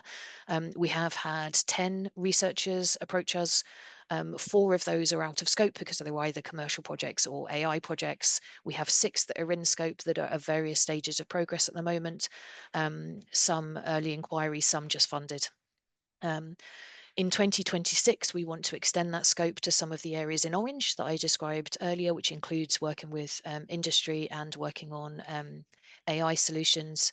And then phase 3, which we'll do in parallel, will be to extend this concept to beyond the regional safe havens to the national safe haven, and thinking about what we represent in terms of a safe haven network as a Scottish SDE. So what is the Scottish SDE target operating model that we actually want to design over the coming year, so that we can start thinking about doing this for Scotland for all health boards and not just for the 5 that we have within the regional safe havens. That was all I really had to share with you guys. Really keen on thoughts and happy to answer any questions or have a discussion. It's been quite a loose discussion so far. Happy to think about what this means in the context of the discussions we've had earlier. Thank you so much, Kathy. That was very insightful. I felt Will's got his hand up first, so over to Will. Thanks, Kathy, for that. It's great. I was really interested in your point about equivalence versus standards and maybe being a bit pragmatic about this. And I wonder if you could say a bit more about the standards that you felt maybe could be flexed, because I guess we either change the standards to be a bit, broader to bring it in, or we acknowledge equivalence. There might be something we could do there, but could you say more about the detail on that, if that's possible?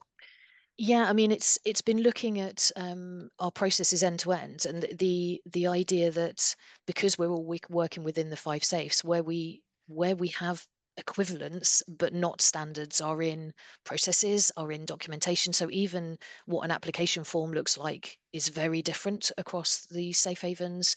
The way we handle approvals is different. The level of delegation we've been given by our health boards is different. And we've been really keen to try and retain as much as what was already there, rather than trying to force new standards through that process. So, for example, we have within DataLoch, for example, we have 3 separate panels that look at public value, that look at ethics, and that look at Caldecott decisions, and take a perspective in 3 different panels in terms of an approval of a project. We're retaining those, whereas in the Glasgow Safe Haven, all of those perspectives are contained within a single panel. We do ours remotely, they do theirs via a monthly meeting. So that sort of differences like that, where actually the way that decisions are made look different, but actually the perceptions being applied to each project are the same. We're asking the same questions, we're asking them in different ways, in different forum, or via different documentation. So what we were really wanting to challenge each other around was whether we were asking the same kind of questions, where we're trying to get the same understanding of projects, even if we were doing it in different ways. I mean, that's fascinating, because I was imagining you were going to talk about sort of technical specifics, but it sounds much more like the sort of political cultural framework, which harder to change. But surely the standard could talk about an appropriate means of making a decision rather than whether it's 1 committee or 3. That actually feels, I feel quite comfortable with the idea of flexing a standard around that. Yeah, I mean, I think it probably reflects some of the historical work, around trying to all of our Ts, for example, being ISO 27001 compliant. That means certain things in terms of how we've set up the spec of our TRE. So the TREs don't look dissimilar at all in terms of the technical standards and how people are accessing that environment. What looks different is the process that sits underneath that. But I think some of the challenges that we've talked about today are not technical challenges. They are very much political challenges. The idea that actually, you build a trust relationship that's very local to the data. The further away you go from the data, the more difficult that trust relationship is. So how do you, under the idea of federation, how do you sort of accelerate the process to build trust relationships that are a step away from the data and data control? I think that's been the challenge that we've debated a lot. Absolutely, and in England it's 10 times worse or more challenging than it is in Scotland. But fantastic to hear what you've done. It's really good. And we'd love to get to the point. I mean, when we designed the SDE target operating model, so we do this for a Scotland SDE, what does that then need from us in terms of aligning that with an England SDE network? Because that then, I think, goes even one step beyond the complexities of your English setting when we're talking then about 4 nations. So I think the kind of idea of doing this in small steps, just, you know, a federation is definitely the answer. We sort of all know that. I think our data controllers don't necessarily all know that yet. And kind of making or just doing pragmatic small things, which is what we've done here. Effectively, we've focused very much on governance, not on the kind of complexities of the technical solutions that sit underneath. But that has enabled us to focus on the relationships, which is, I think, actually what the real barriers are to doing this at scale. Thank you, Kathy. Cass, you had your, and then Amy. Thank you, Kathy. So you're speaking a lot about trust relationships and what it takes to kind of build them, but I was wondering if you could comment on if and how those trust relationships can be damaged and anything that you've put in place to prevent that. Yeah, so one of the things that we have agreed on that we've designed as through this process is to create an oversight methodology around this. So there is this acceptance that delegation to health board peers is the right thing to do, but actually all of the health boards want oversight of that, and they want very clearly want a route for retrospective learning through this process. They recognise that their risk appetites look very different. We haven't tried to solve that problem. Again, we're sort of accepting that that problem exists. We're saying there is a need for a learning loop built into the process, which is what we've done, so that actually when decisions are made, they can be discussed across all data controllers to say how were these decisions made and why, when they don't reflect the risk appetites across the whole. We're sort of acknowledging that to try and get agreement around risk appetites actually just forces us back down, you know, away from federation and back down to individual decisions being made. Whereas, you know, if we can build trust, that trust will have to reflect the decisions we're making and be built on a history of decisions. So I expect that to change over time. And I do expect the level of delegation to change over time as that trust increases. But we have built that oversight into this to enable that to happen. Thanks, Kathy. Amy, and then Tom. My question wasn't necessarily towards Kathy. So Tom, if you have one for Kathy, then please go ahead. Yes, I've got one for Kathy, if that's okay. Far away, Tom. Hi, Kathy. Tom Billings from the East of England SDE. Just thinking about things from a governance perspective and SATRE, we're in the very early stages of our SDE. I'm just wondering if you have any tips around its implementation or any other aspect of SATRE. Yeah, certainly we had some feedback that we've taken through the HIC team in terms of using SATRE, because some of it worked very well for us, and certainly having a spec that we could talk to and doing the heat maps was a very engaging way to discuss equivalence. So it's been a useful framework. But I think also when we've gone down to the detail of things, there have been some disagreements about what the language means in the specification, and we've had to agree our own, you know, make our own assumptions about some of that language, which we've reflected back through HIC into the team. Because if everybody's doing that, then what we'll have is a set of standards that don't necessarily reflect a standard. So, you know, we might have made some wrong assumptions. We might have to engage with it again. I'm conscious that SATRE is also expanding its thoughts, as we talked about earlier.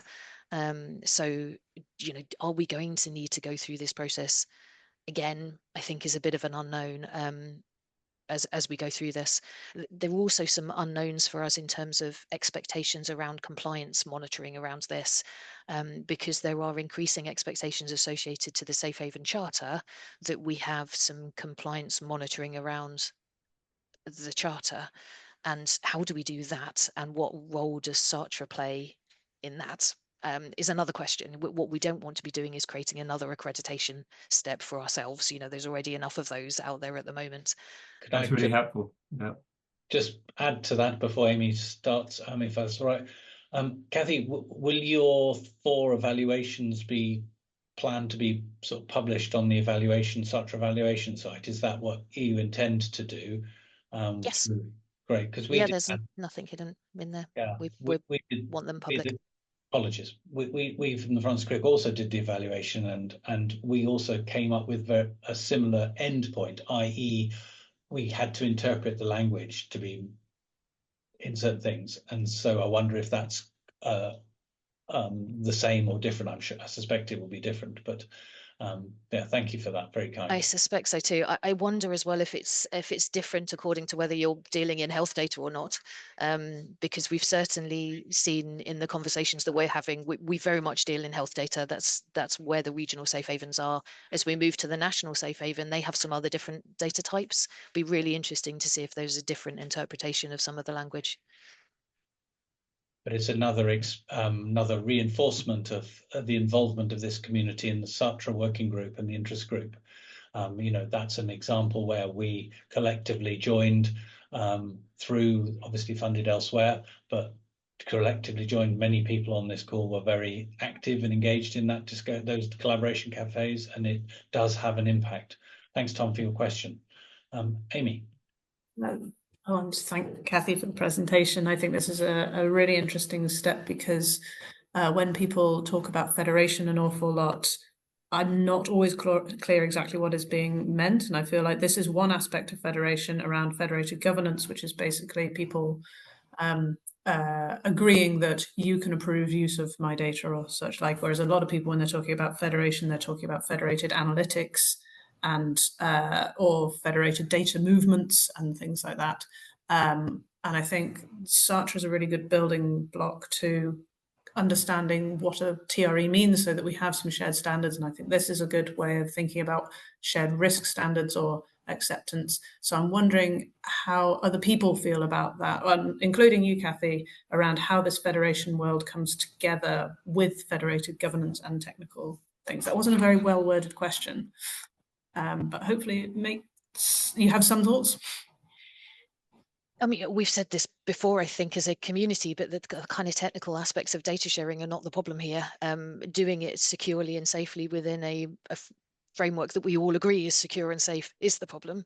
And doing that requires those trusted relationships. I mean, I talked about the fact that safe havens have a history in Scotland. That history has enabled us to have those kind of core relationships already. So there is a lot of trust between the safe havens and the health boards. So I don't think the technical challenges of federation are the complex things. I think the complex things are the political relationships that sit around that from a governance protection perspective. And I think that we talk about governance, but what governance really means for some of our data controllers is controlled. So what they are doing by delegating decisions is delegating control. They are relaxing their fiefdoms, control over their fiefdoms when it comes to data. And I think we sort of have to recognize that, the more, the increased number of relationships, the further distance it takes from their own, central point, the greater the level of risk they are taking. So when we talk about federation and we don't put a limit to that, I think that's probably unhelpful for the discussion. So I do think there is a need for us to work on some of the language. I know, again, we talked about that, or Pete, you talked about that off the top of the call, what do we actually mean by federation, and some of the language around TREs. I think we've got to pin that down so that we can have these kind of relationships with data contributors more than anything else. Now, I was going to ask Kathy, I have a tendency to agree with you that the technical federating questions are maybe not the only very challenging ones. I think I tend to agree with you that the political social ones are probably more difficult to get an answer to. I personally believe they could be, and you've demonstrated in many ways with this clever use, in my view, of equivalence, because that's really what I mean when I use standardized. I don't mean some formal requirement that everyone has to be accredited to. I mean something that means something is equivalent. I thought that's a big thing that's landed in my brain. But I do feel as though the present model of data moving between sort of TRE-A and TRE-B is something that is hasn't got a known problem resolution path.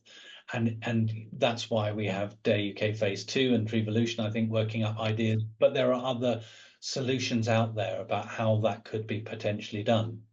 And that, to me, can't be done outside an IG model that connects directly to it. So the thing that I worry about is we are separating the IG debate from the technical debate. To me, these two have to be hand in hand. You can't think about a technical solution that doesn't have a model of IG already enabled in it. And that's the bit to me that means we are in danger of separating if we don't bring these things together, hence why this community is so important. That's my observation. Yeah, it's a good point, Pete. I mean, I think let's kind of come back to what Scotland represents, because we are talking here very much about data pooling, and data pooling that we have done historically in Scotland for some time. We've just done it within a clunky governance, that's siloed. There's siloed data sets with a siloed governance, but we have supported Scotland level projects previously, a lot of them. So, we're not trying to change that part of the process, but actually there is a difference, I think, when we think about the value that we add as regional safe havens in Scotland, which is very much around granular, quite unique local data, things like ward movements and bed monitoring, and things actually that come out of different systems, look very different. We're going to really struggle if we want to harmonise the data across even the regional safe havens, let alone out to the rest of the UK. Whereas the national safe haven, when we engage with the national safe haven, their business, if you like, is much more driven by higher level data, much more well-coded data, and they have a bigger requirement for federated analytics rather than data pooling. The technical challenges there are very different. So I actually think we're going to find it very interesting when we step into the next phase, and we do think about scaling this. Even in Scotland, let alone then linking into the wider SDE network, because I think then you're right, it becomes as important to engage the IG around the technical side of things as well. We haven't needed to do that up here, which is one of the reasons we can do this very quickly in an agile way. That makes loads of sense, Kathy. I mean, as you say, your world of regulation and your world of physical infrastructure is set up already. I think the English system, maybe Wales is similar to you, maybe Northern Ireland is more similar to you, but the English system that we perpetually refer to is different and not in the same place, and seems to be diverging its technical approaches in a multitude of independent ways, although it does have these bodies, or did have these bodies. Don't know what's happening with the dissolution of NHS England, for example, but we will see. But no, thank you for your comments on the alignment of those two. I personally don't see how we can separate. Amy, you were going to say before I jumped in. I was going to ask if anyone else in the community here has some examples of where kind of decision making has been shared across data controllers, because we obviously have, so this isn't an entirely new thing in Scotland. For example, when the Public Benefit and Privacy Panel was set up, which governs kind of access to national health data in Scotland, or the CAG in England, that kind of delegated some responsibility or decision-making power. I wondered if there's other examples that people here have found or learned from. I'll pitch in as a non-health, the CRIC, that is, pitch in with an example where we are struggling with maybe not information governance, but a way, well, it is, given the discussion we've had about it, covers everything into the data processing area. when you're setting up a project which is involving multiple nations around the world and you're wanting to share health-related data about subjects on, say, rare diseases, the difficulty of both sovereignty and bringing together a common place where everyone is agreeing that they will put relevant data in that place so that they can do the work, that I think covers the general question that you raised. And that's where the legal agreement embodies some parts of the expectations of the platform and the facilities that are saying these are the terms in which you will do this and what you will work, and defining all sorts of things like roles, access privileges and things within that constraint is what is the modus operandi. So it's another way of, I guess, what the word is, bringing together disparate data from different places under different data controllers' remits, but into a single place with a governance model wrapped around that, which means that only approved processes with approved decisions can make certain people accessing A, B, C. So it's implementing the governance decisions inside and around a common data fabric. So I'd say that was an example, but it's nothing to do with healthcare data. It's to do with the results of research done throughout the world on different health contexts, where they're gathering together data about people to develop a better summarized view of the implications of X or Y on a patient's outcome and their unmet needs. We've got 25 more minutes. Thank you. We haven't finished this discussion by any means, if necessary. What would people like to do? Are there other questions that people have as a voice that they'd like to ask?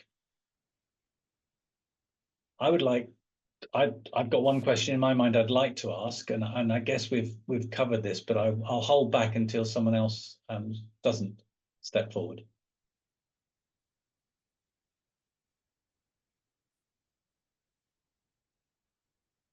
Okay, Kathy, it is a question to you, I'm afraid. So apologies. It's very, one of the things in my mind is scalability and scale. How do we move to something that really scales? And it was fantastic to see that if I've got the right stats, you announced this and 10 projects stepped forward, of which 6 could go forward as a proof of concept. How do you anticipate the scaling of this approach? So, for example, 1,000 projects could go through the process. It's a really good question, because I think we've definitely approached this on the basis that the regional safe havens can prove something in quite an agile way. We can effectively move very quickly and have the relationships already to enable us to do something like this, at pace. The challenge is going to be maintaining that pace when we do it nationally at Scotland level and then beyond. And I think the only way of doing it, and this is I guess a funding challenge as much as anything, but the only way of doing that is I think to provide the proofs of concept, so to continually be showing that this is working, that we've got the feedback loops, and pushing on that idea of scaling. So we have an easy route that's not the right term, but we have a route via the National Safe Haven and the PBAP up in Scotland to take our next step.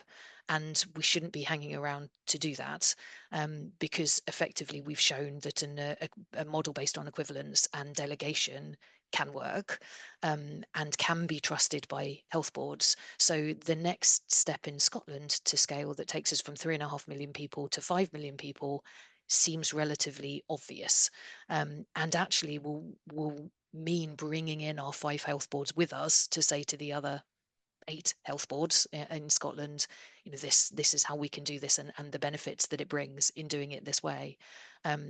I think it's about trying to get some of the momentum that even this network on this call represents, and not slowing down. So recognizing that SATRE isn't quite right just yet, recognizing that we don't have all the solutions right now, and pressing ahead with what we can do and where we have things that are low risk to do.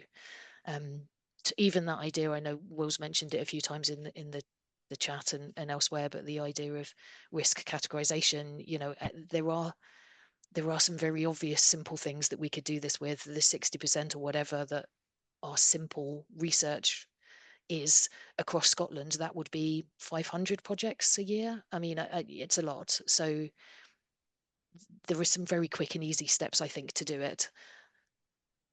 I don't really think I've addressed the answer though, because I don't think that answers it beyond Scotland. And it's taken us, 15 years in Scotland to get to the point of doing this, having been a loose kind of alliance of safe havens for that whole period. It's only really that we've decided a year ago this was the way we needed to go, and we better get on, move on and do it.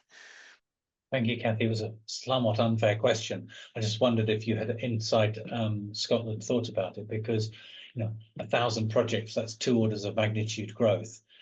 How does the whole discipline of running your equivalent decision-making meetings, your documentation throws, the flow of decision to action? So when you've decided provisioning, setting up data, allowing access by defined accounts, all that sort of stuff, how does that make the delivery at scale of these things? And that to me is the end goal I'm personally striving towards.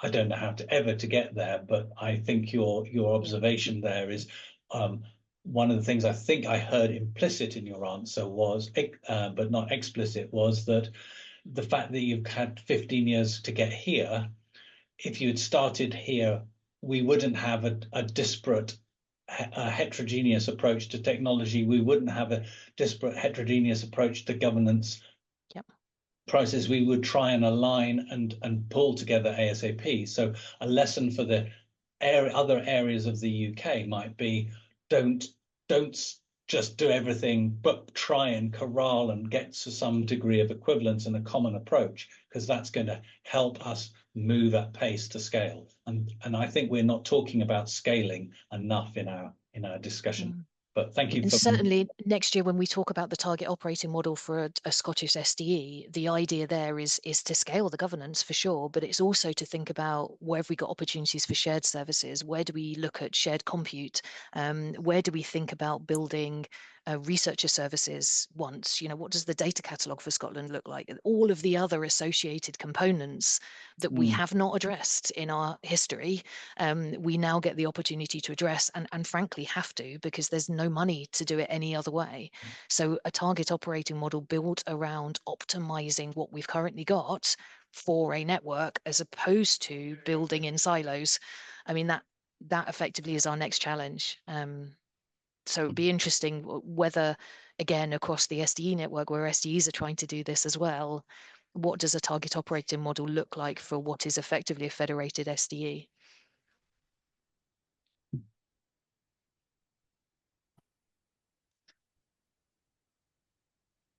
Pete, I think you're going to have to chair yourself in there.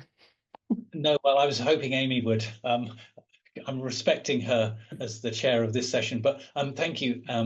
Another question I sort of have would be, can you envisage ever in Scotland, are you heading towards, I'm picking up on your word service, common service, and information governance as a service type of framework? So people can opt into a service that is accredited and has all the necessary SATRE related aspects, that sits over and wider than any individual trusted research environment facility or equivalent, and then acts as the way that everyone commonly comes to and then discharges activities on a wider scale. It's not something we've talked about at all. I think the way that we are perceiving the target operating model is that it is built in a way that is modular. So you can, effectively onboard, data contributors or TREs or whatever into that target operating model. But what that means in reality, we don't know yet. Fab. Amy, do you think we are at the end of this session? I think we're wrapping up. I think we've got a few more slides to go through, including what is the opposite of an icebreaker? An ice former? Very good. Love that. So thank you. We have a second question. Do you mind me taking over, Amy? Or? You crack on. Okay. So the second question, what does information governance mean to you now? So there's a second Slido. If we can move to that, and Kath, I think you're going to open up the now and see whether there's any difference in the picture. So you could obviously use the same 3 words, or you could say, oh no, actually it's changed in my mind. Let's shall we swap over to Slido? That was the old picture, and this is the new picture. Can you maybe grab that and put it in? I'm sure you are, Kaz, into. So I think that looks somewhat different to this. And we will share these out, obviously, as part of the records, but the words to me, there's a few new words. There's a few bigger, the words that are in the middle with the largest text are somewhat similar. Compliance is still there, but complex is still there. Enabling is still there. The proportionate and collaboration helped me with language, but I couldn't see those here, proportionate and collaboration. So those are new impressions that are out. Maybe there's other words for those things. Some of the other words seem to have decayed in size the other way around. So risks, for example. Oh, hello, it's all gone. Doesn't matter. Fabulous. Thank you so much. Got ahead of myself. No need. Oh, you've been brilliant behind the scenes managing so many things. So thank you so much. So we had another question that I think we're going to ask you, which is, as a result of this session, we wanted to know and get some immediate feedback from you. There will be some feedback forms coming, that URL and that barcode, and I think we're going to send it in the chat as well. So we'd love you to feedback, but there is a question on Slido we'd like to get your views on, specifically to do with the running of this event, the format of this event. So could we move to Slido again for those that are still with us? Really appreciate your continued input and energy. Let's go to Slido and hopefully. How did the plenary breakout discussions format work for you? That's implicitly the open, not using breakouts, but using the plenary discussion. Was it good for you or bad for you? This is obviously anonymous, so just give a rating. And as Pete referred there, we have got a more complete feedback survey that I'll be putting the links for just now. So we'd love to hear any more comments you've got about the format. Obviously, it's not going to be perfect. It's not going to work for anyone, but it's good to hear, good or bad, how you felt about it. Very much. And any suggestions for any further changes or possible activities that we are going to be doing as a collective community, that would be great. Certainly, from what Simon was talking about, the Trevolution collaboration cafes are coming along. They're a very fun and engaging way of adding to something. So please consider those greatly if you can. Back to the Slido response. Generally positive experience. Thank you. We'll capture that. I'm sure we've got those answers. As a general thing, thank you very much for your contributions. Quickly back to the last slide of the event. As we said at the beginning, we are working on further events, a further one on funding and sustainability, which we're hoping to see how far we get around aligning talks to do with the whole journey from collection of data within an operation like the NHS through the curation of that in some data zone, through the presentation of that to a research zone, and then the funding of researchers in research performing organizations that will have the skills to make use of that data for answering difficult scientific public benefit questions. So that's in June sometime, those 2 dates, probably a Thursday. July, we're also thinking and developing a technical session focused upon the way of extending the control plane so that information governance questions can be extended to reinforce the trust aspects between the parties. That's the topic of a note came out to the TRE community via the email channel for anyone who wants to get involved in that. So I can't remember when it was sent, about 2 weeks ago. So please get in touch. And also a possible skills framework. We're very happy to support that sometime soon if the skills projects would like us to provide a vehicle for such an event. Also hold the September 22nd and 24th. It's not a confirmed do. We're working very hard behind the scenes to make that happen through setting up the various contracts and the legal structures and such like. So it's still on at the moment. There is a pulse, but it's not confirmed. That will be in-person and hybrid, and it will be over the 3 days, the Monday, Tuesday, and the Wednesday. So quite a commitment. We're hoping from multiple sessions, up to 6 or 8 of them, including plenaries. So please keep that. It's going to be a very exciting event if we can pull it off. So lots and lots of teams are working on that. Otherwise, get involved both here and on all of the community network groups, including the information governance interest group that's held and supported today. Thank you to them and us for collectively pulling it together, and thank you very much for all of your inputs and discussions. As I say, we'd love to have the feedback.